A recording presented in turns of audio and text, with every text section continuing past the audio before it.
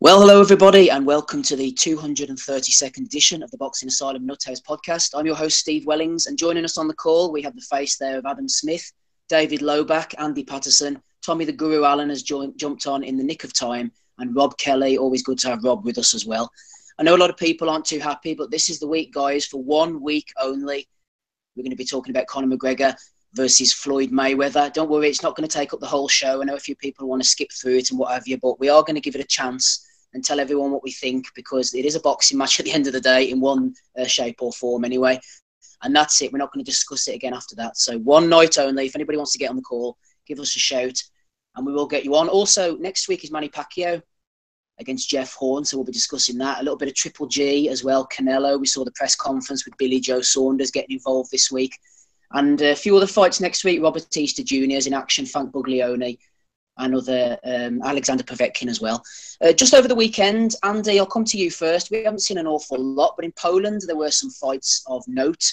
Matthias Masternak knocking out, he won a unanimous decision, over Ismail Salak, former Kovalev opponent. Thomas Adamek, quite well, he's still fighting up at heavyweight now against Solomon Hormono. And Krzysztof Glowacki got a win, and Selecki, who we were talking about last week, got a win as well. Just a word on Adamek to start off with, Andy. Great light heavyweight, good cruiserweight. I think he should hang them up. He's taking heavyweight blows after 55 fights now. I want to see the end of Adamek. Fair point, mate. He was meant to have been retired a couple of years back or whatever it was. Obviously, but he kind of need the money. I mean, he's stayed in America. He's earned some good coin. I think it was the main reason why he went up to heavyweight. He got to fight against Klitschko in Poland. So I kind of see why he's still fighting, as you say. He's going to end up kind of take a bad beating at some point. He did take one off Molina as well, I suppose. But he took one off Klitschko, but not really much point for him to fight. I know he won it quite handedly last night. That guy Solomon's not really all that good, but I don't know what he's going to do next. He's obviously going to get some sort of kind of ranking point or whatever and maybe keep going. But if he's still drawing crowds in Poland and he's still making money, then, fair play to him. Just before we move on to the hater, Andy, we'll not dwell on the Polish card too much. Over in Pennsylvania, Kermit Cintron getting knocked out by Tyrone Brunson. Dave said last week, Andy, that Brunson sounds like a puncher. Well, he got knocked down a couple of times, but he came back to win. He did. Apparently, he got knocked down twice in the fourth. As I say, there's like a 30 or 40-second clip of this stoppage on YouTube, but it isn't really kind of clear as to what kind of state Cintron was in. I think it was a right hand he took, and then it must have been doing a couple of times, I think, because the video that I saw didn't suggest that shot was enough to kind of keep him over. So the referee kind of waved it off pretty quick when they hit the deck. So I'm assuming there was more to it than what I saw anyway. Hey to Dave, I said to Andy that Adamek should be hanging the gloves up. I think it's time Cintron hangs the gloves up as well, regardless of how he looked in this one. He's only lost to the best, Cintron, and he has some good wins on his record. But would you, Dave, like to see him maybe retire now? So, to you, Tyrone Brunson is one of the best? Well, Mr. Brunson could be, Dave. He's got 6 losses on his record at the moment, so is Cintron. He's only lost to one of the best. Well, I think he just moved to MMA. That's what all the other old guys are doing. Just go to Bellator. Put on some freak show like they did last night again, like a bunch of old guys just slacking it out. Cintron might find some real success over there. I don't think he'll win many fights, but at least he'll get paid. As far as boxing, though, I mean, in the small hall stuff, I was able to see that clip that Andy mentioned as well. It was very hard to tell why the ref stopped it in that clip because he didn't really take much clean. But apparently he must have been hurt before that. Brunson's got some hand speed, and 23 out of 25 wins by knockout. So, the guy must have some power. He was unseated by Carson Jones on his undefeated streak earlier on in his career, then lost a bunch. He's sort of one of those guys like Darnell Boone who fights a lot of undefeated guys, loses some by knockout, but a lot by decision, picks up a lot of experience that way. I still don't think he's anything special. I think he's a guy who likes to get by on his athleticism. He goes by Young Gun, but he's 32 now, and a Philly fighter who takes some to give some. I don't think his career is going to go big places. But it's actually, I was very, I wasn't even paying attention last week when we were talking about the fight, really. I just said, well, Tyrone Brunson sounds like a bad dude. But I actually kind of wish I'd attended this fight now, because it sounded like it was a sort of back and forth affair. I told you, Dave, you're too busy waiting for Eric Spring to return to the forum. Yeah, I should have gone there. Should have gone to see this action fight. Rob, I'm not going to put you on the spot about this one, but I'm sure you have some favourite Kermit Cintron moments over the years. He's a big puncher, been involved in a lot of good fights. Anything that stands out for you? Yeah, I mean, I like Cintron. Like, I remember him taking a kind of 2 beatings off Margarito, 1 beating and then another beating after a kind of a bit of a good run and a resurgence. I thought Cintron was shot when Canelo fought him, and Canelo was kind of on the up at that stage. So that's got to be like nearly 6 years ago, 7 years ago now. I thought he was shot, and that was the last I really paid attention to him. Coming into this, so he was a good fighter, but I think there was question marks over his dedication at some stage, over his training, over a couple of guys in the Kronk at that stage as well, Banks being another one, about putting in the work. So, you know, obviously maybe this guy still needs the money and he's still around. It's hard to see him at this level after challenging for a world title, but where do fighters go? How do you tell them to stop fighting? You know what I mean? How much money is he actually making though? I mean, he's fighting these 8 and 6 rounders in Pennsylvania. Is that, you know, obviously that's his residency and stuff, but he can't be making that much money running about those areas. And sometimes you might need 2 or 3 grand. You know what I mean? Yeah, I suppose. You know what I'm saying?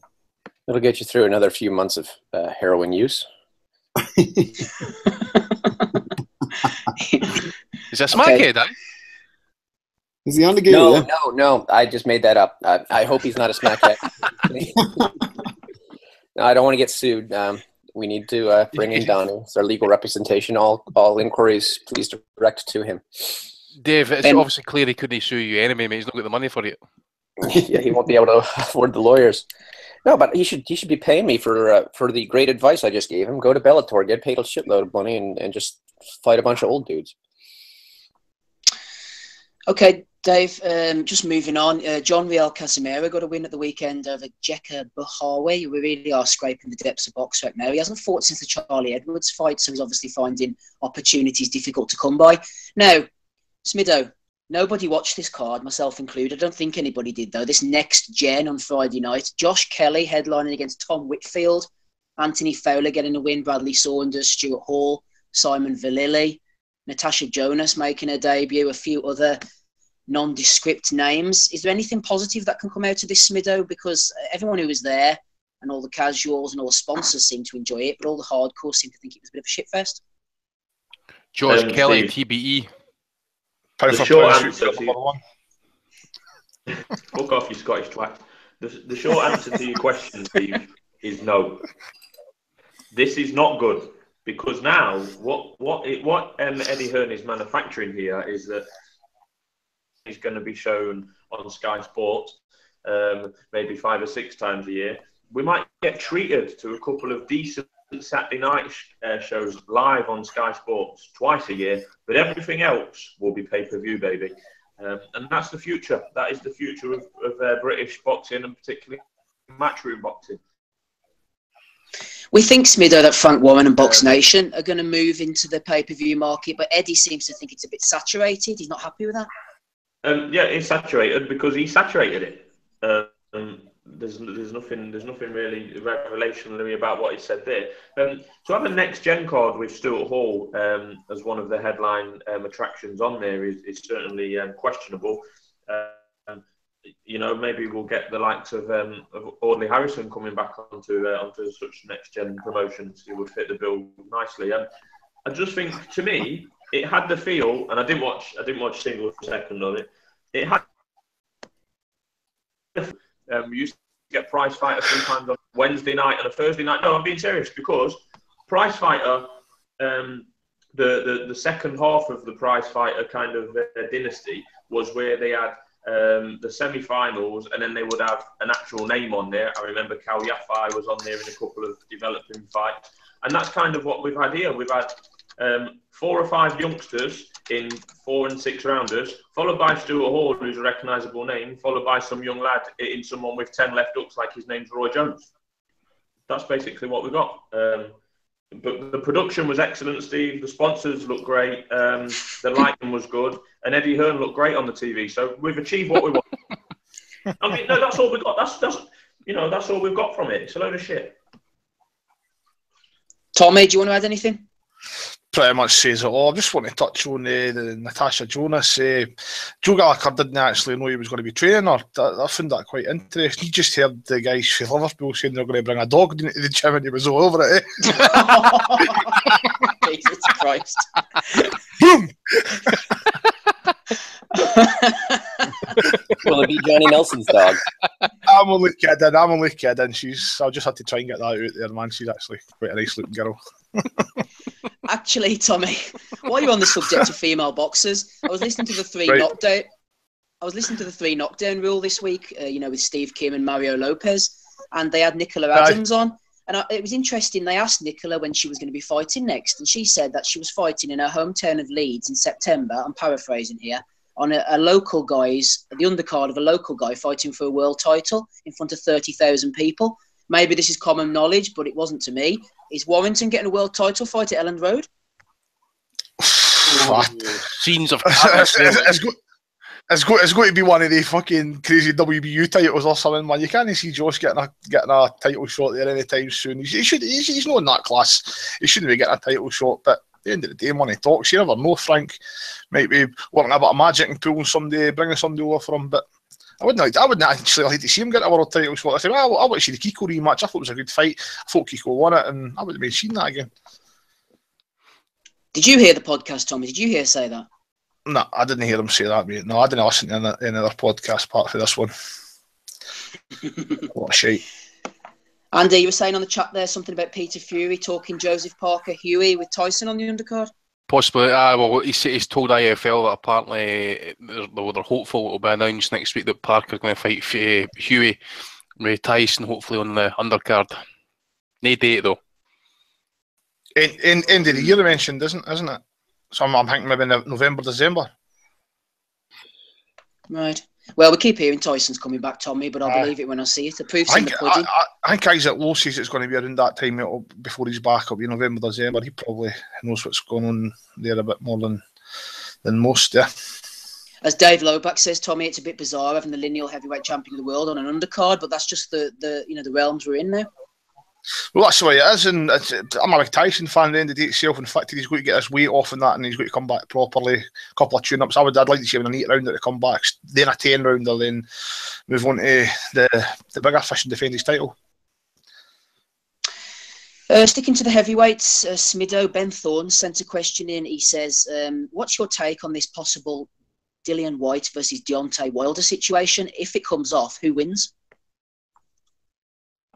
Well, firstly, I think Deontay Wilder's crap, and I think Dillian Whyte's worse. So it kind of suits Deontay Wilder's career projection so far, and it's kind of the standard he's been fighting, and it really is. It's that Dillian Whyte is the kind of standard that Wilder has been fighting. I don't know. There was on about putting Whyte on the undercard of Crawford in Omaha. I saw Wilder had some sort of outburst on Facebook earlier this week in regard to having a go at Eddie and saying put the money down, etc., or interested in, because obviously he's putting Bellew's name in the hat, he's putting Dillian Whyte's name into the hat. The name that he isn't putting into Wilder's hat is Anthony Joshua, unfortunately. So yeah, but I mean, other than land a left hook on Joshua and push the ref, Dillian Whyte's not done a whole lot in his career. He's fought Dave Allen, who we all know, nice lad as he is, ain't that good. Lewison is probably Dillian Whyte's best win, but yet Lewison was massively out of shape and ain't that good. So what's Dillian Whyte done to deserve a world title shot? Eddie seems to be getting a lot of stick, Adam. Lou DiBella's on his back, Wilder's on his back. Yeah. Russ said that Dillian Whyte is absolutely raging for opportunities at the moment. Yeah, I mean, Eddie always says that about, oh yeah, Dillian Whyte's knocking on my door, he's ringing me, he's doing this, but, you know, it's all well and good doing that and kicking off and, you know, telling Chisora his crap or whatnot. And I will correct myself that an old age Chisora is Whyte's best win, sorry, not Lewis. He's too busy fighting in the streets now, you know? Yeah, I saw that. Yeah, I couldn't really see much of the video, but yeah, I did see that. Yeah, basically, this is the problem. This is the age-old problem that we and I speak about all the time. The level between British level and world title level, there doesn't seem to be one. Whether that's happened by accident or not, or whether with the increase in the number of titles, but Edward seems to have become an expert in going from British level to world level, and this will be another example of that. If Dillian White were to fight Robert Helenius for the European title, Smido, how do you think he'd get on? I think Helenius is also crap, but they're the type of steps that we need. So that would be a good competitive fight, to be honest. I haven't seen Helenius in shape for quite a while, but that would be a good fight. Rob, we had another question in from Ben Thorns. He was addressing this at Russ, actually, but I'm going to hit you with it. It's to do with Paul Smith. Do you think we've seen the last of Smigger? Do you think he'll retire now, or will he get another shot at a bullshit title? Been seeing him all week on Twitter with fucking that stag do, eh? That's turning a bit kind of queer, that one. Them boys are enjoying themselves, aren't they? You there, Rob? I think Rob might be away. What do you think then, Andy? Do you think we'll see Smigger again at some point? On you go, mate. On you go, Rob. I don't want to see him again. Sorry, dude. I don't want to see him again. What's the point? What's the point? We said before, like, if he goes up against anyone any good, he gets beat, doesn't he? Like, so. And even the last guy wasn't exactly Roy Jones, was he? Like Zyga. He was very, very basic, very limited, and a decent 168-pounder clean as clock. Like, so why do we want to see Paul Smith again? I think he might retire because his ego tells him that he's at that level. You know what I mean? He thinks like, why should I drop down to British level? Well, realistically, he probably get his ass beat at British level as well. So, I don't want to see him again. I no desire to see him again. I hope he does retire. Well, several really shows is ago, a real gone kid. Like I've been gone out of our sight. Can I just mention about the Dillian White thing? Like Hearn is blatantly using Dillian White here, like for leverage. He doesn't want to put Wilder in with AJ because we've seen what AJ is like when he gets hit now. Granted, he gave up. Not that Wilder's any good, but he has potential with his size and awkwardness to cause Joshua problems. But when Joshua beat Klitschko, that's all we heard. He's going to unify the titles. Deontay Wilder's next. Well, granted, he has his rematch, and that's that's that next fight taken care of. But why is Dillian White getting a shot? Dillian White just went life and death with Derek Chisora, who was shot when Tyson Fury stopped Derek Chisora. Though everyone in the boxing media said he's shot. He's a forgotten fighter. He's over. He flipped over a few tables. I actually thought he could have lost the Chisora fight, and now he's getting a world title fight. Like, what's going on? We're not against Deontay Wilder. It's probably not even that far fetched because Rod Spilka is not exactly Joe Frazier, is he? Like, you know what I mean? But I think Wilder is right. He's and calling out Hearn on what this is. He's trying to use Dillian White to squeeze another pay-per-view, get Dillian White to flip over a few tables at the press conference, curse him out, bomb squad. You know what I mean? Sell the fight. You heard him when he was talking about the bad numbers that Ward and Kovalev did, and he said what he would have done to promote the fight. Like, he's shameless. Like, he's shameless. Bastardly. Like, he'd do anything. You know what I mean? He's shameless with it. Like, so. How does he sell as Andre Ward? He doesn't. He can't. He couldn't even. See if you take away that Sky platform, he couldn't even sell sand to the Arabs, man. Oh yeah. No, he's going to say he would have done it 300,000 and this, that, and the third. But that's exactly what he's doing with White. And White, in fairness to the guy, has made a living out of the sport when not really having an amateur pedigree. But it is what we like. I think he's a good guy and he's good entertainment value. But we call it like we see it on this. Like, and he's not world class, is he? Like, he doesn't deserve. And he's being used as a pawn in this Eddie Hearn pay-per-view money grab. You know what I mean? Andy, do you want to jump in there?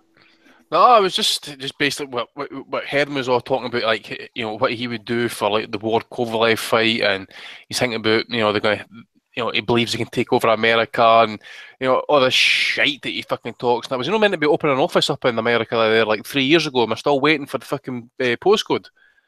Fucking. He's fucking at it. It's clearly fucking the arse has went out of the market or something like that. He's really felt that fucking probably Al Heyman's going to be help me prop him up and stuff, but it's clear that Al's not to send his fighters abroad and stuff like that to get paydays and shit now. Hearn's just fucking full of shit. Yeah, he certainly is.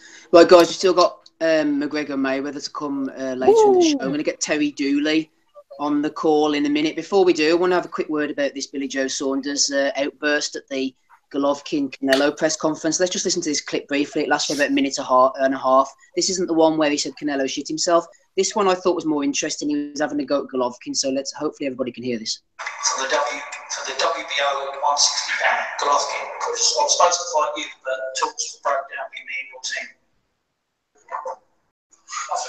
From I can answer that for sure. Second time, yeah, I know you like talks too much. You fast, you're not promotion. You know, please. If you want, don't give my promotion team. Tell you and tell your promotion. Yes, well, I'm very, very interested in that fight. Love the fight. Might have been signed to fight you, but for some reason we lost your pen. So hopefully, if Canelo fights you, and I think that Canelo will beat you, I'm open to fight you, or hopefully Canelo in America. So good luck to both men and have a good fight. Good luck to both men and a good fight, Tommy. Billy Joe wants to fight the winner. He needs to get himself in better shape, I think, before he's looking at that type of class. Definitely. See, after his last fight, man, that was just that was an unacceptable performance. He's going to get active. I've been a fan of Billy Joe Saunders forever. I think he's a talented fighter, and I'll tell you what, I think he's a tough guy as well. He could go in there and he could mix it with them, but when the last show, he doesn't, and I think he's admitted that himself. He needs to get 2 or 3 fights in the bag after this fight. Then get the ball rolling. I like the new fight. Has that fight been done? Has it been done yet? No. Not that I'm aware of, Tom. I know they were talking about it. I think that's a good fight for him. I think it's a fight. I think it's a fight he'll win well and could look good against. But he's got to get active, man. He's not going to beat either of the two of them on that last show, and he'll not even come close to it.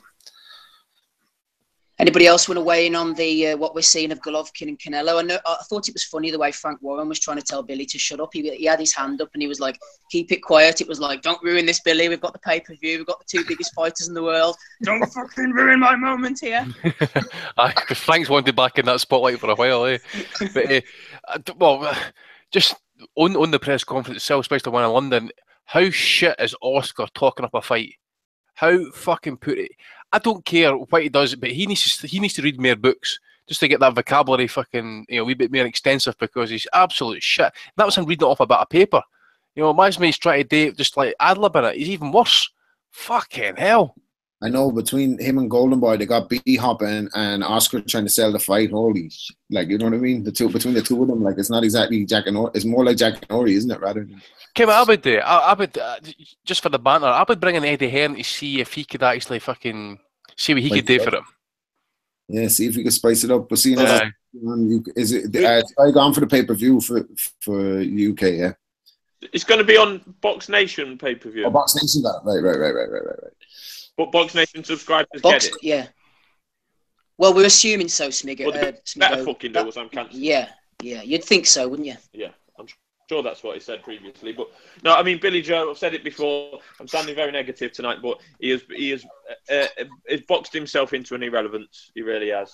He's meant to be. Last September, he did an interview with our friend Coogan, and I think it was August, and he guaranteed that he'll be in a big fight in September, and now we're in June 2017.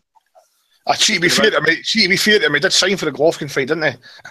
Yeah, but Tommy, do you actually believe that?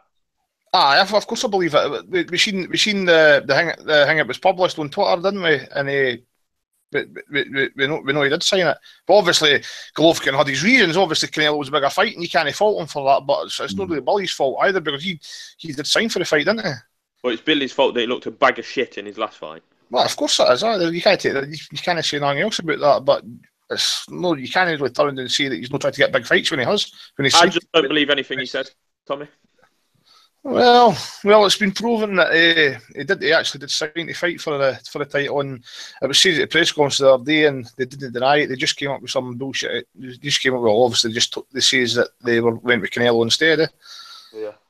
So, Rob, do you want to jump in? Sorry, I think Billy Joe's a talent, and I think he would fight anyone. I think he got Andy at the right time to win that fight. Andy had he had a fight in between, and Andy they had 2 cancellations, and it was 3 training camps right after the Quillen fight. So I'm a little bit biased because Andy's my guy, but I think Billy Joe's a talented guy. I think he believes he could beat either of the two of them. But through no fault of his own, it has to be said with fight. You know, who could have predicted the Curtiside thing? Even just when he's about to get active, he's a member of the mob and gets shut down like Grand Theft Auto. So, you know what I mean? I think he would fight anybody, but he's in that state. He's in that space in the fans' heads now where he's almost becoming more popular for what he says on Eiffel than his actual fights. You know what I mean? So he needs to be active. They should do that, Rob. They should go all Grand Theft Auto, like Saunders has to go and do a job for 8 Ball or something to get the fight. I'd watch it. I definitely watch it. I think he's tremendous, man. He just doesn't care what he says, man. I think he's a bit of a breath of fresh air to the sport, man. I like the kind of characters, Tyson Fury, Billy Joe Saunders, and that quality. Hey, to Dave, before we bring Terry in, final word to you. Where do you think Saunders fits in, or do you like the look of being Canelo? It's just like to see him, you know. Okay. I thought that it was rumored at least that he was going to be fighting Lemieux. Is that happening or no? We hope so. We don't know. Okay. Well, I think Lemieux has a very good chance in that fight, especially given Billy Joe's inactivity, his already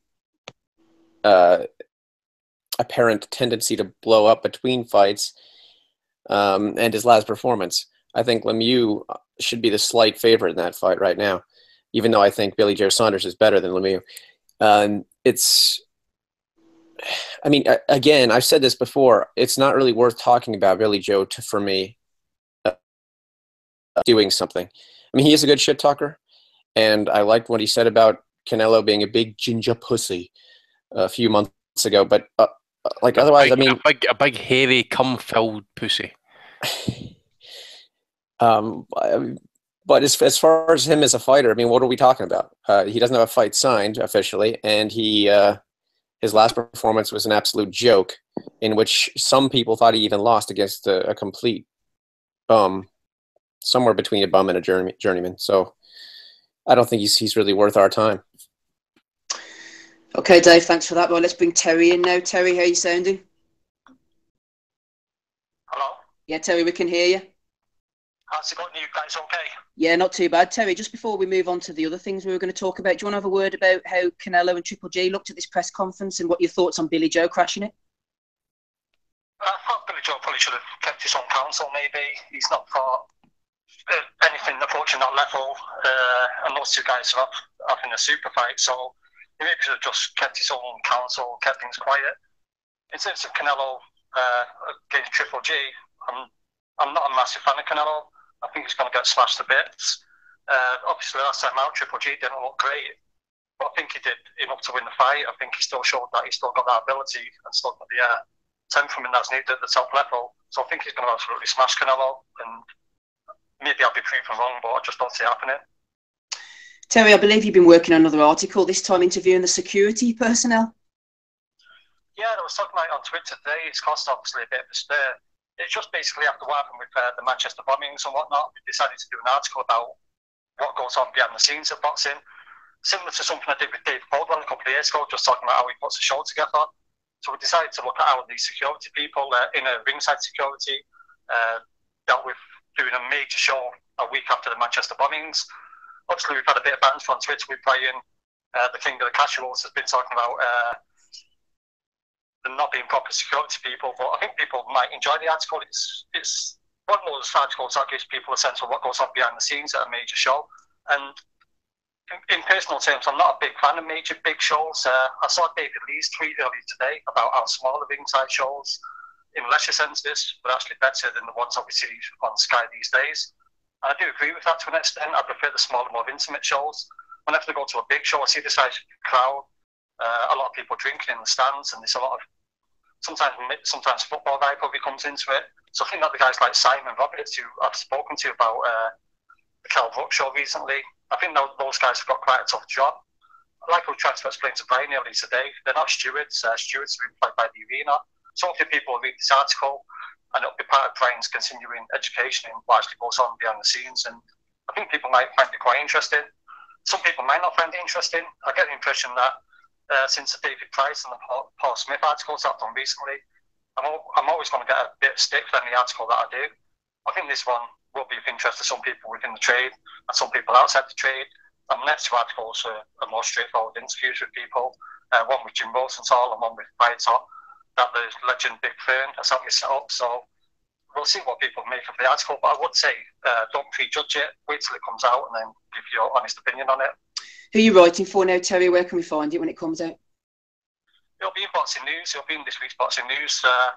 Obviously, I left Boxing Monthly around about December of last year. It just wasn't working out with me with Boxing Monthly.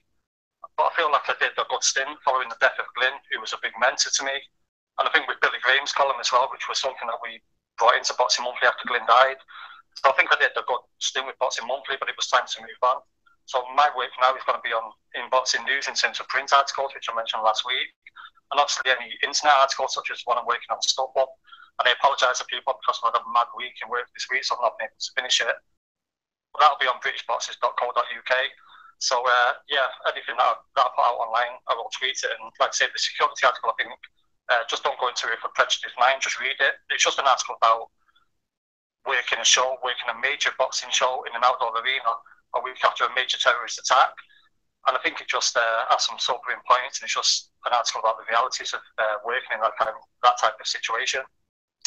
Yeah, writing for Boxing News. I've written for Boxing News myself for about 8 years now, but I still can't help myself from shitting on people all the time. Have you got any tips for me to keep my mouth shut?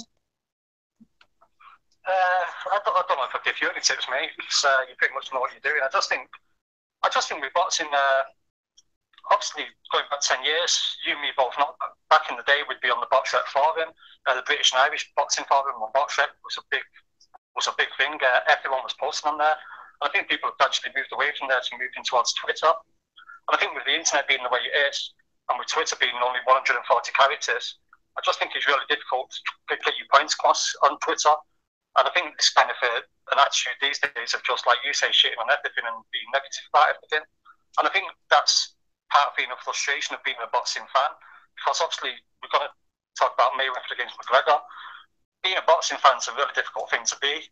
It's like, it's totally different to being a football fan. The sport is shitting on us all the time. We'd happen to pay money to watch fights on a regular basis. We kind of let the vampire in the front door when Van Bruno fought Mike Tyson, and we had to pay for that fight. We've just been paying for fights ever since, and we'll have to pay to watch Mayweather against McGregor. And sometimes the funny thing about boxing is that when you watch other sports, they always use boxing as a metaphor. So when you're watching a football match and a team's doing badly, they'll say it's like a boxer being on the ropes and struggling. But boxing never uses other sports as a metaphor. It's kind of self-contained. And I think that's because when boxing does things right, it's the greatest sport. It's a true art form, and all other sports are just games in comparison to boxing. But when boxing gets it wrong, it gets it really badly wrong. And the thing with boxing is it's quite a political sport, and people think they know absolutely everything about boxing and politics. So anytime you go to a pub, if you mention those two subjects, people get you chapped to the face on them. So I just think with boxing, we've had to put up with a lot of negative stuff. The Conor Mayweather fight is enough negative that we've had to put up with. I just think people have been shitting on boxing fans for so long that there's a lot of anger and resentment, and I think that spills out on social media. And I'm sometimes guilty of that myself. Sometimes it's hard to bite your tongue, but sometimes you have the occasional great night that just proves that boxing is the ultimate sport, the ultimate form of art, and we've just kind of all hanging in there waiting for those great nights. But a lot of the other nights, I don't know if any of you guys have got that mate who's a bit of an arsehole, and when you go out for the night out with him, he acts like a complete and utter dickhead and gets pissed, nearly gets you arrested and causes a load of problems. And the next day you wake up and think, that is the last fucking time I'm going out with that guy because of the amount of problems he causes. And then 2 weeks later, they'll phone you up and say, should we have a night out? And you say, yeah, well, let's go for it. So I think boxing fans are just waiting for that one perfect night to happen. And when it does happen, we really appreciate it. But it's becoming increasingly rare. And it's just a sad thing, because I was thinking today about, I mentioned before, the lesser small shows that we've been to in the past. And you and I both know, like if a fight like Jamie Moore, Matthew Macklin happened today in one of the boxing shows that we're watching, and that fight, we'd be talking about that fight for months and years afterwards, because I just think there's a certain level of pride that fighters get for fighting for the British title, and for those type of shows where it's like a bear pit and everyone's like crowded in on the ring. And I think we lose some of that with the stadium shows and the big outdoor arena shows particularly, which I hate those shows. I don't think there's any atmosphere to them. It just disappears into the night. So I think there's a lot to be said for smaller shows and putting those small, intimate shows back on Sky Sports and getting British title fights back on Sky Sports. But it's just not going to happen because the board have got no way to make people fight for the British title anymore, which I think is a sad indictment of the sport. I'm sorry to ramble, but I just think, like you said, we do go onto the internet and we do shit all over boxing, but when boxing gets it right, then there's nothing better than boxing, and that's why they're all kind of fanatically obsessed with the sport. Talking of boxing getting it right or wrong, the fighter-stroke-farce of the century, you know what I'm referring to. Where do you stand on this one on August the 26th?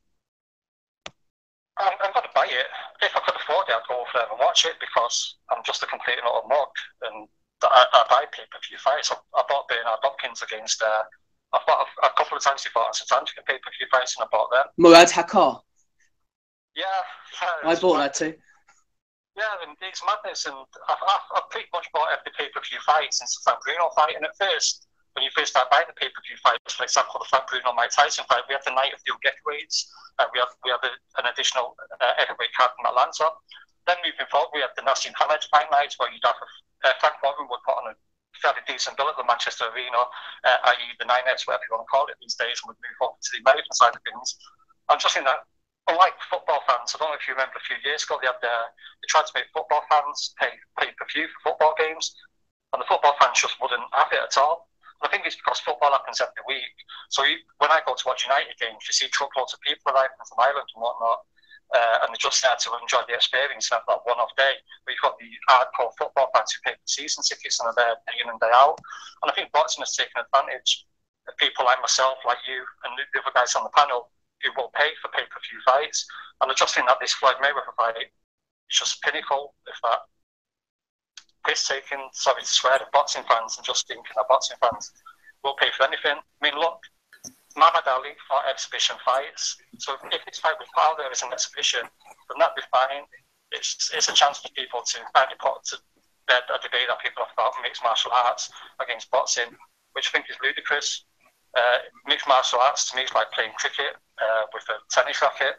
I just don't understand it.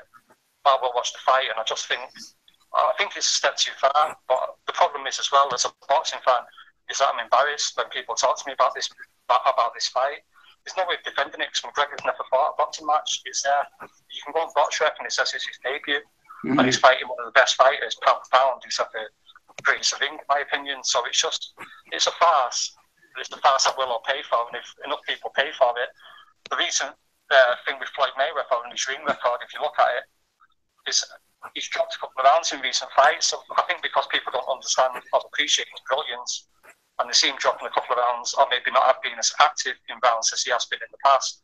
So if McGregor goes to distance, which I don't think he will do because Mayweather will destroy him to the body because his guard is so awful.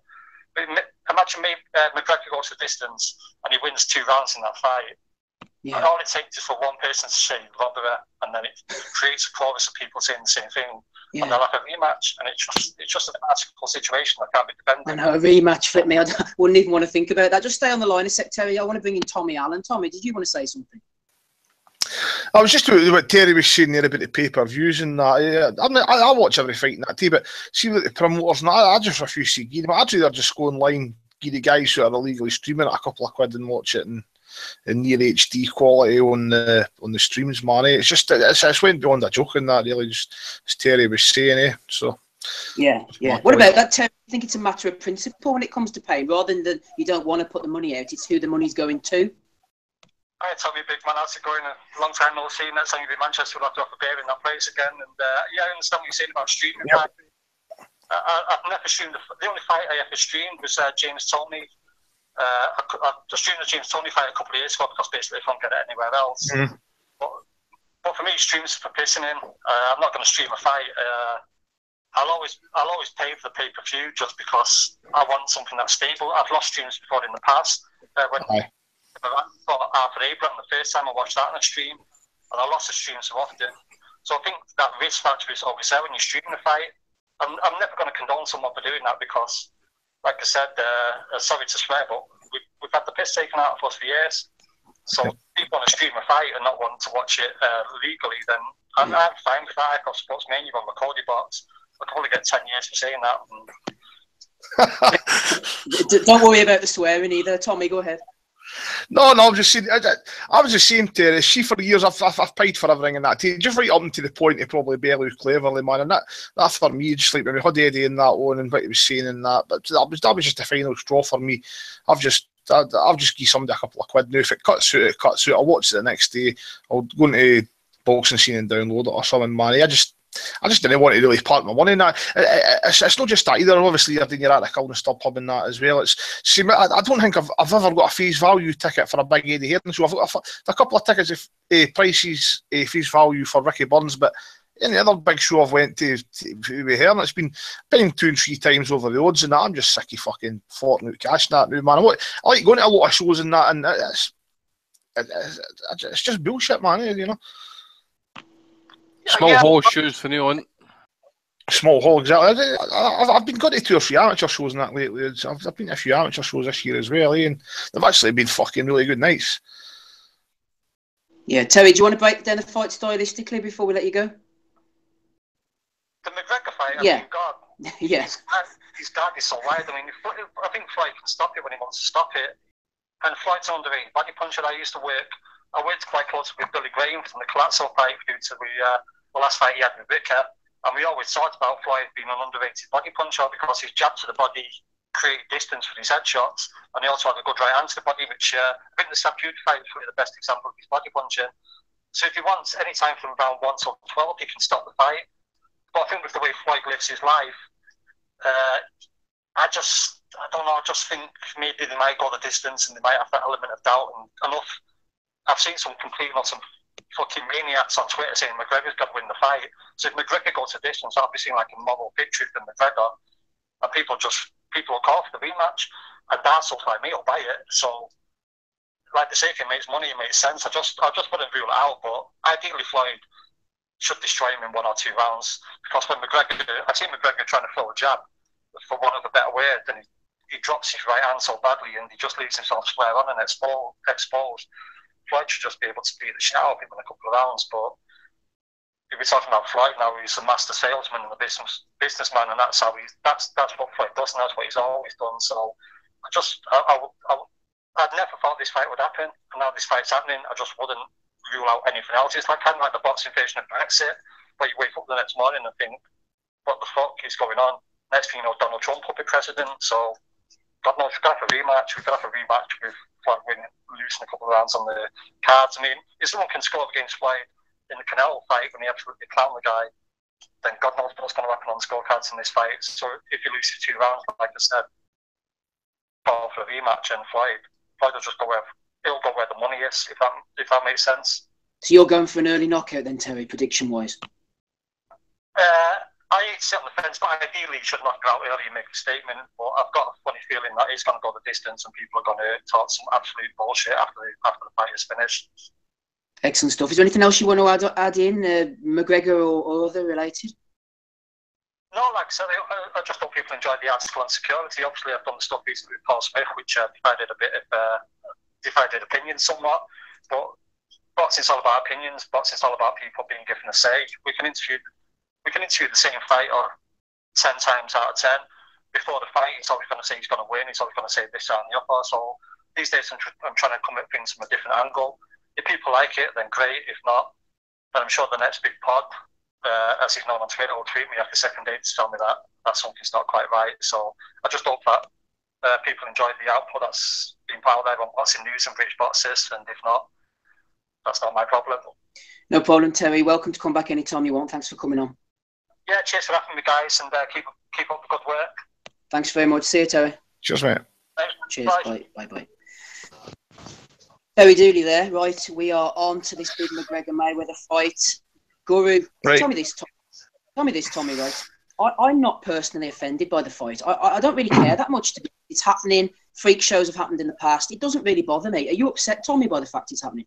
I'm actually no, mate. I'm the same as yourself. See, I probably will buy this fight as well. See, the thing is, it's got every ingredients. It's 2 superstars, right? The banter's going to be tremendous.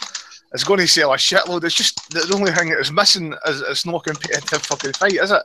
And what's that clicking? Who's clicking? Sorry, that was me. Go ahead, Tom. Right, but it's just not a competitive fight. It's got every ingredients apart from the fight. I'm not offended by it. I know how it's getting made. Everybody else does. It's a money grab. It's a Floyd easy to get to 50. Connor's going to come in, make a shitload of cash. I really don't know what to say about the fight. It's not a fight, is it? It's fucking. There's not really much you can say about it. Mayweather's going to win. I don't think it'll go. I'll be surprised if it goes by 4 rounds. I think he should knock him out. I think Terry was right. His body work and that should hurt him in that early. Connor's, I don't think he's got the base gas tank either. The way he moves, you see him try to slip punches and that. It's just a recipe for disaster. He's going to get beat up. I can't really add much more to that. I'm actually surprised that the odds on Mayweather were so short. You were getting even money on a knockout last week. I was over that. Stick to £100 on it. So yeah, let's see what happens in that. You know. So you're the man with the odds. Feel free to give us the lowdown, Ashley. Tommy, I've got a problem with everyone. The general consensus, and I'm not saying, I'm not particularly saying they're wrong. Is going for Mayweather KO, and we're on the KO even money. Right. I don't know a lot about Conor McGregor, and I don't intend to learn about him, but I do know about Mayweather. He is ultra safety first, and the last person he knocked out was Ricky Hatton in 2007. Do not mention to me Victor Ortiz. I'm not interested. Not interested. The last person Floyd Mayweather knocked out was in 2007. I would not be in any rush at all to be placing bets on Floyd Mayweather to win by KO versus anyone.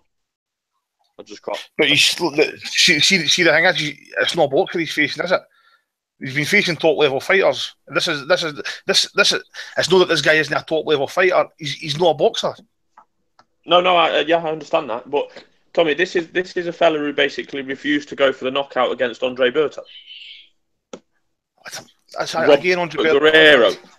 We know Floyd's safety first, though. But he can hit this guy at will whenever he wants to, how hard he wants to hit him, wherever he wants to hit him. I just can't see anything but stoppage. I know where you're coming from, man. And if it was any other fighter than that, I'd agree with you. Floyd's not a good bet really against anybody for the knockout, but against this guy, it's got to be a certainty, isn't it? Smido, Ashley Harmon's put on our Facebook page 9-4 on Floyd points, easy work. I know fig all about betting. Does that sound acceptable to you, Smid? Well, I don't actually know how many rounds it is. Is it 10, 12? I heard it was 10. Be titles on the line? Yeah, I mean, I heard it was 10 rounds. But they're talking about putting this. They're talking WBC's creating this title for it as well. So is it going to be 12? Exactly. At 10, I would be interested at 9-4. I wouldn't be in a rush to place a bet at all on the fight myself, to be honest. But yeah, at 10 rounds, I would be interested. But I just don't think I've got it as a 12-rounder. Boxrec, I've got it as a 12-rounder. Right, okay. But what we do know, the very little I do know about McGregor is we've all seen that 13-second clip where he explosively knocks someone out, early doors, and that's more. Obviously, we're comparing completely different sports, but that's more firepower than the likes of Andre Berto have shown, and Andre Berto made it 12 rounds. But he did that with the little 4-ounce gloves, and that he had a big size advantage against Aldo. And yeah, fair enough. Yeah. But the one thing I will say is, I will watch it. I won't pay for it. I think it's a circus, to be honest. And I found myself. I've probably been quite rude to people at work and that. And even last week, a couple of people asked me, "Oh, what about this McGregor and Mayweather fight?" I mean, it pains me to even talk about it. I've just dismissed them because, like Terry said earlier, I was always of the opinion that it would never happen. Obviously, I was wrong there, but I can't even bring myself to speak about it. And I would be in full support of a Mayweather-Pacquiao type ban on talking about this fight this week and then not till fight week. Nothing. That's what we're doing, isn't it? I think. But yeah, fair enough. I'm in full support of that. There's mixed opinion on the Facebook page anyway. Richard Hamill has said, fuck anyone who gives it the time of day. It's a glorified sparring session that should go down as an exhibition on Floyd's record. If he doesn't win every round, we may as well just pack up and let the casuals take over. Stu Dayden responds and says, we will all watch it. You're talking out of your ass if you ain't interested. Floyd needs to stop him if he calls himself TBE. What do you think about that, Hater Dave? It is really annoying to talk about this fight because it's more of it's a money grab, and I can respect both guys being smart enough to do this because they're going to make a shitload on it. But it's just not. It's just meaningless. It's nothing. It's an exhibition. It's a showcase. It's WWE nonsense. Floyd should stop him, but I'm thinking that he won't. I'm thinking that he's gonna sort of even if he has him in a position where he could be stopped, I think he might carry him just so maybe he can set up a rematch or who knows. It's just two guys like they're both going to be laughing all the way to the bank together. There's no bad blood here. I don't think they might end up manufacturing some as the fight gets closer. But so far the build-up's been pathetic, and like Connor's known for his trash talk and his antics and stuff. That's what made him a star in the UFC, as well as being a pretty good fighter. But there hasn't been any of that yet, has there? I mean, he's just like, don't completely write me off. I do have a 1% chance. That's been the message from the MMA crowd, from Connor, from Dana White. It's possible I could land a fluke shot. Like that's okay. So we're paying however much money for this pay-per-view to see some 1% fluke. No, it's not going to happen. Connor's going to get schooled. Anyone who's seen the footage of him sparring Chris Van Heerden knows he's got nothing. He's fucking sparring playing cards, for Christ's sake. He couldn't hit him, and he got tagged. Looked totally clueless, straight up, stiff as a board. I mean, he's Freddie Roach said he would need 5 years to get him ready for Floyd. I think that's even being super generous. He's not a boxer, and I don't think he'll ever be one. Certainly never be anything close to elite. I don't really think this should count as a 50-0 for Floyd. I mean, this isn't really a real fight, is it? I mean, he's not fighting.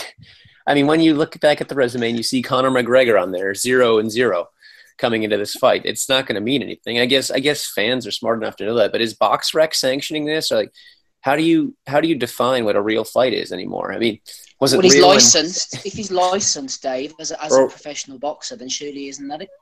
I guess Nevada sanctioned the fight. He's licensed there, so. Oh, okay, so that makes it official. What the fuck did Nevada know about fighting? They can't even get the right decisions called after a fucking fight stop, for Christ's sake. Right, yeah. You know, they're just thinking about the punters coming in there, aren't they? They're going to make Las Vegas is going to fucking earn big with it, isn't it? Yeah, pretty much. There's going to be loads of money to be made. Richard Allen was saying on Facebook, the biggest fight of the sporting decade or a cynical money-making shitfest, both, but it'll be a lot of fun. It'll be a poor version of the Hatton fight where he tries to beat him through pressure and athleticism, but gets stopped mid-rounds. Floyd finishes it when he can be asked. Rob Kelly, do we know, we mentioned Freddie Roach earlier, do we know who McGregor's training with? Yeah, he's training with his own corner. He's training with Owen Roddy and John Kavanagh. Well, that says it all, right? I have to say this before we go ahead because Irish people are on my back at the moment because I said on Facebook that you're dreaming if you think a fella with 6 weeks training is going to last the distance with Floyd Mayweather. And Americans were unfollowing me and all saying that I don't support my countryman. Listen, what this guy is after doing is unbelievable. In the space of 4 years, he's after getting himself a fight with Floyd Mayweather, and he's not even a boxer, and he's a megastar. So, I mean, I root for him in the sport. I hope he wins all his MMA fights.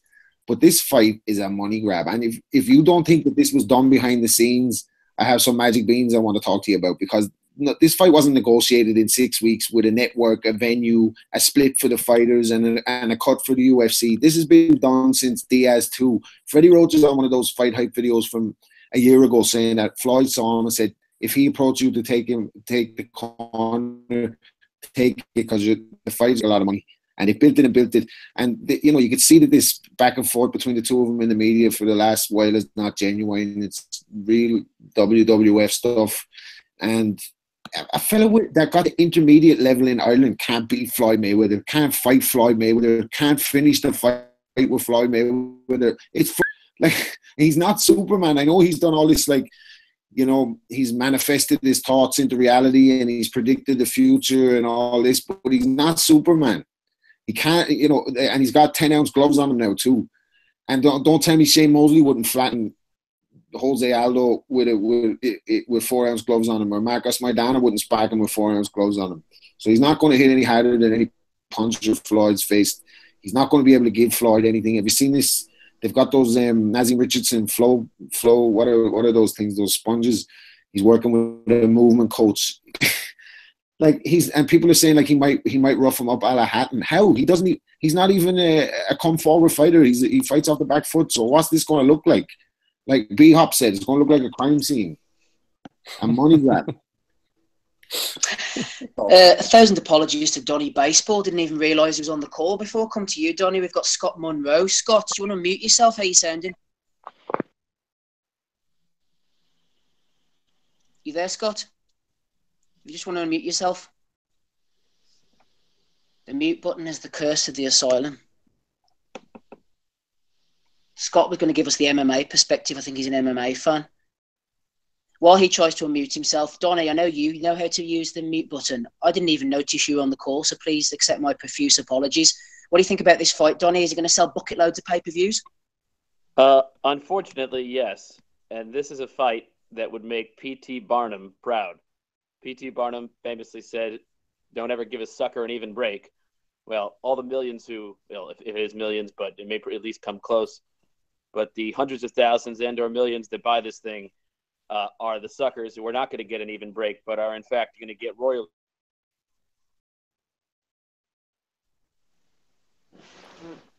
Donny's dropped off a call.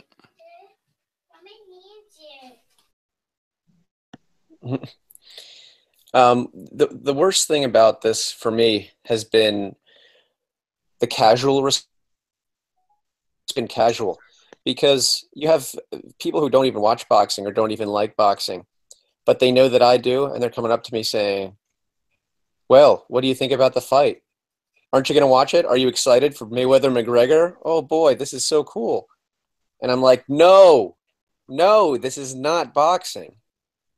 And that's all anyone wants to talk about. The first time casuals or non-casuals or people who don't even know anything about sports, period, want to talk about this is a farce.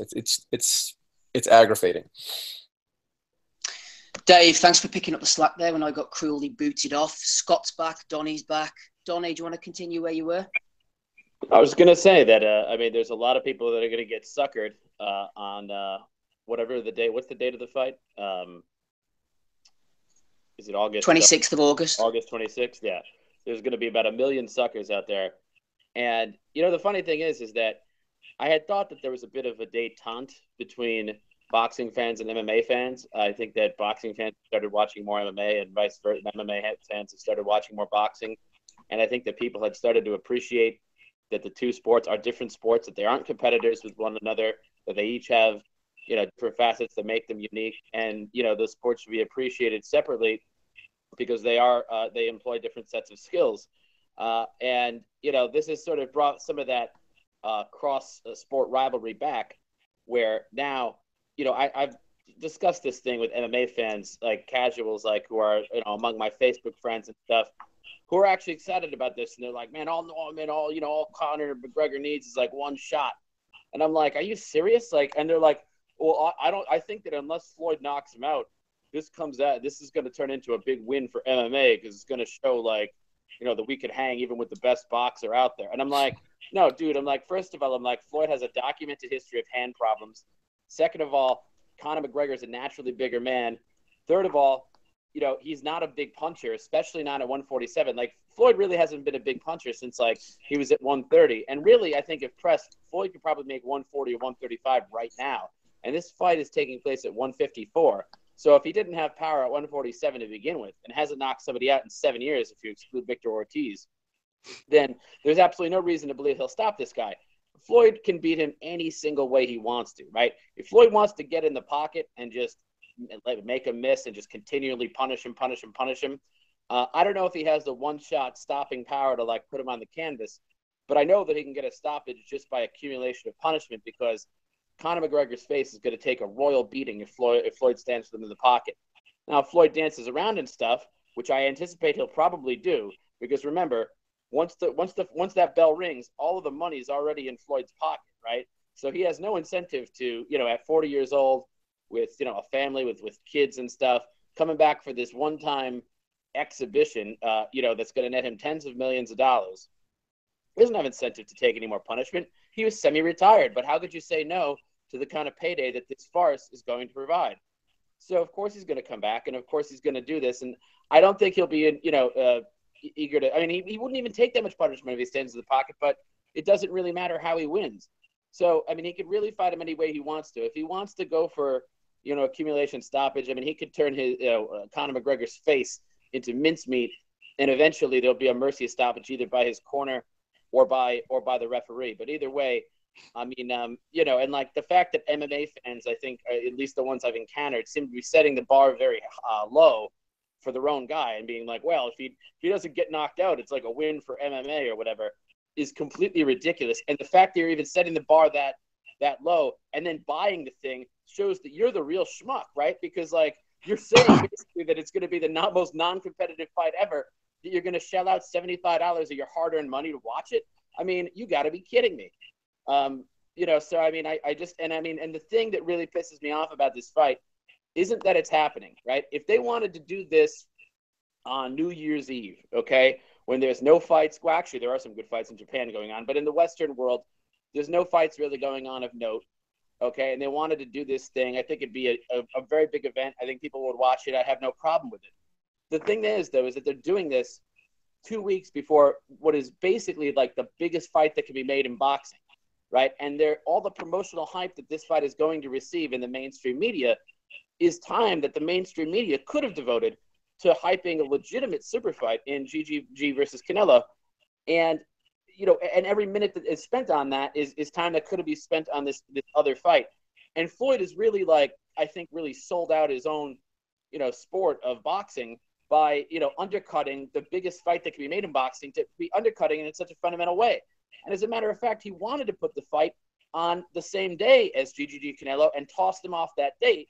But even the arenas and the pay-per-view channels said, actually, no, we want this Canelo fight and this, GGG fight to be big. We're not going to let you steal that date. We've already got it booked for them. Sorry, Floyd. So Floyd got mad because he couldn't, because now he's actually not able to displace another fight anymore, whereas it used to be able to claim Mexican Independence Day and anybody else on that weekend had to get off the weekend. Now he's like, well, if I can't put it there, then I'll stick it 2 weeks right before or whatever, which to me is like a real after Mayweather Pacquiao and giving us that dud of a fight wasn't enough. He has to stick it in boxing fans' eye again by taking the spotlight away from the greatest showcase that there's going to be in our sport for probably, the next couple of years. And to do that to the sport that has given him so much, to me, is really selfish, really arrogant, and really is really just a slap in the face to boxing fans everywhere. And I'm so glad we're enacting a ban on discussing it until it happens here on this pod. Best case. Is Dave there? What are you saying, Dave? Best case scenario, Floyd breaks his kneecaps about a week out from the fight. The whole event gets canceled and Floyd is crippled for the rest of his life. Hey, Dave, it's funny you should say that, though. Look at how you value. What happens if Floyd hurts his knee or something, or his hands go in the early rounds? Does that make a difference? Hopefully then he will get pounded mercilessly and regret taking the fight. I mean, I really don't care about the result as long as one of the guys, hopefully both, but as long as one of the guys regrets being involved in it. Yeah, plenty of feedback coming on the Facebook page. Here's another couple. Ashlingo Flynn, a good old friend of mine. I worry for folk that think it's a fight or something got to do with sport. Or worse still, the folk that are like, oh, he should land this because of X, Y, and Z. They'll follow the pre-prepared script they both will be provided with. Scott Monroe, you've unmuted yourself. I believe you want to come at it from the MMA angle. Yeah, how you doing, guys? Thanks for having me on. Not too bad. We can hear you perfect. Go ahead. Cool. No, just echo what some of the guys say. It is, I mean, I'm a massive McGregor fan, but let's be honest here, it is a bit of a farce. I don't think it would be as big as an outcry if it was an exhibition. I think it's the fact that it sticks in people's craws, the fact that it's for 15-0. It's a sanctioned fight, and I can't get my head around it, to be honest. I think it's just ridiculous, and I'm a McGregor fan. I just can't see how he can win. Where do you stand on the 50-0 thing, Rob? Scott, sorry, a lot of people are talking about Rocky Marciano. Obviously, other fighters have surpassed 50-0. Do you think it's a big landmark? Do you think it's making a mockery of the sport by this being the 50th fight? Oh, without a doubt. I mean, if he's come back to fight just another boxer, you could maybe see the point. But against a guy who's not fought professionally, it's not good, is it? Let's be honest. And if Conor were to have a chance from an MMA point of view, I don't watch MMA. I don't think I've ever seen one single fight. To be honest with you, Scott, I mean, what can McGregor do? Is he explosive? Is he a puncher? What can he do to rough Floyd up? Well, as one of the guys said, he's a counter puncher. I mean, he fights off the back foot. He doesn't go and walk people down and rough them up. Do you know what I mean? He's got a hard punch, but that's 4-ounce gloves. It's not 10-ounce gloves. And as somebody said, it's if you get a Maidana or a Mosley and 4-ounce gloves, Aldo and they're going to sleep as well. Well, I noticed the comment on Anto Connolly, Irish professional boxer down in Australia. He put on his Facebook there last week. He said, I see a lot of people in the boxing industry saying how Mayweather-McGregor event will be a black eye for boxing, but show me a manager who wouldn't have one of his fighters on the undercard, and I'll show you a fighter that needs a new manager. It's going to bring in some money, Scott. Oh, without a doubt. I mean, see, I don't actually blame McGregor for it, because, I mean, the guy's, it's well documented. I mean, 4 years ago, he was on the dole, and then he's managed to talk his way into a $100 million fight against Floyd Mayweather. So, I mean, for his a lot of people are getting hung up with the fact that I don't actually think McGregor cares about the outcome, to be honest. I think he's in it for the money. It's plainly obvious. And as I say, he can take this fight without any expectation of winning, or it's $100 million for this, or he can go into the UFC and spend the next year. I mean, he'll have to fight Khabib, Tony Ferguson, maybe a Nate Diaz trilogy for less money. So there's 3 hard fights for a fraction of what he's going to get for this. As I say, it's the main issue for McGregor, I think, is obviously the boxing ability, but it's going from 5-minute rounds to, I think it's 12 rounds, 12 3-minute rounds. I just can't see how his gas tank can hold out. I don't see it at all.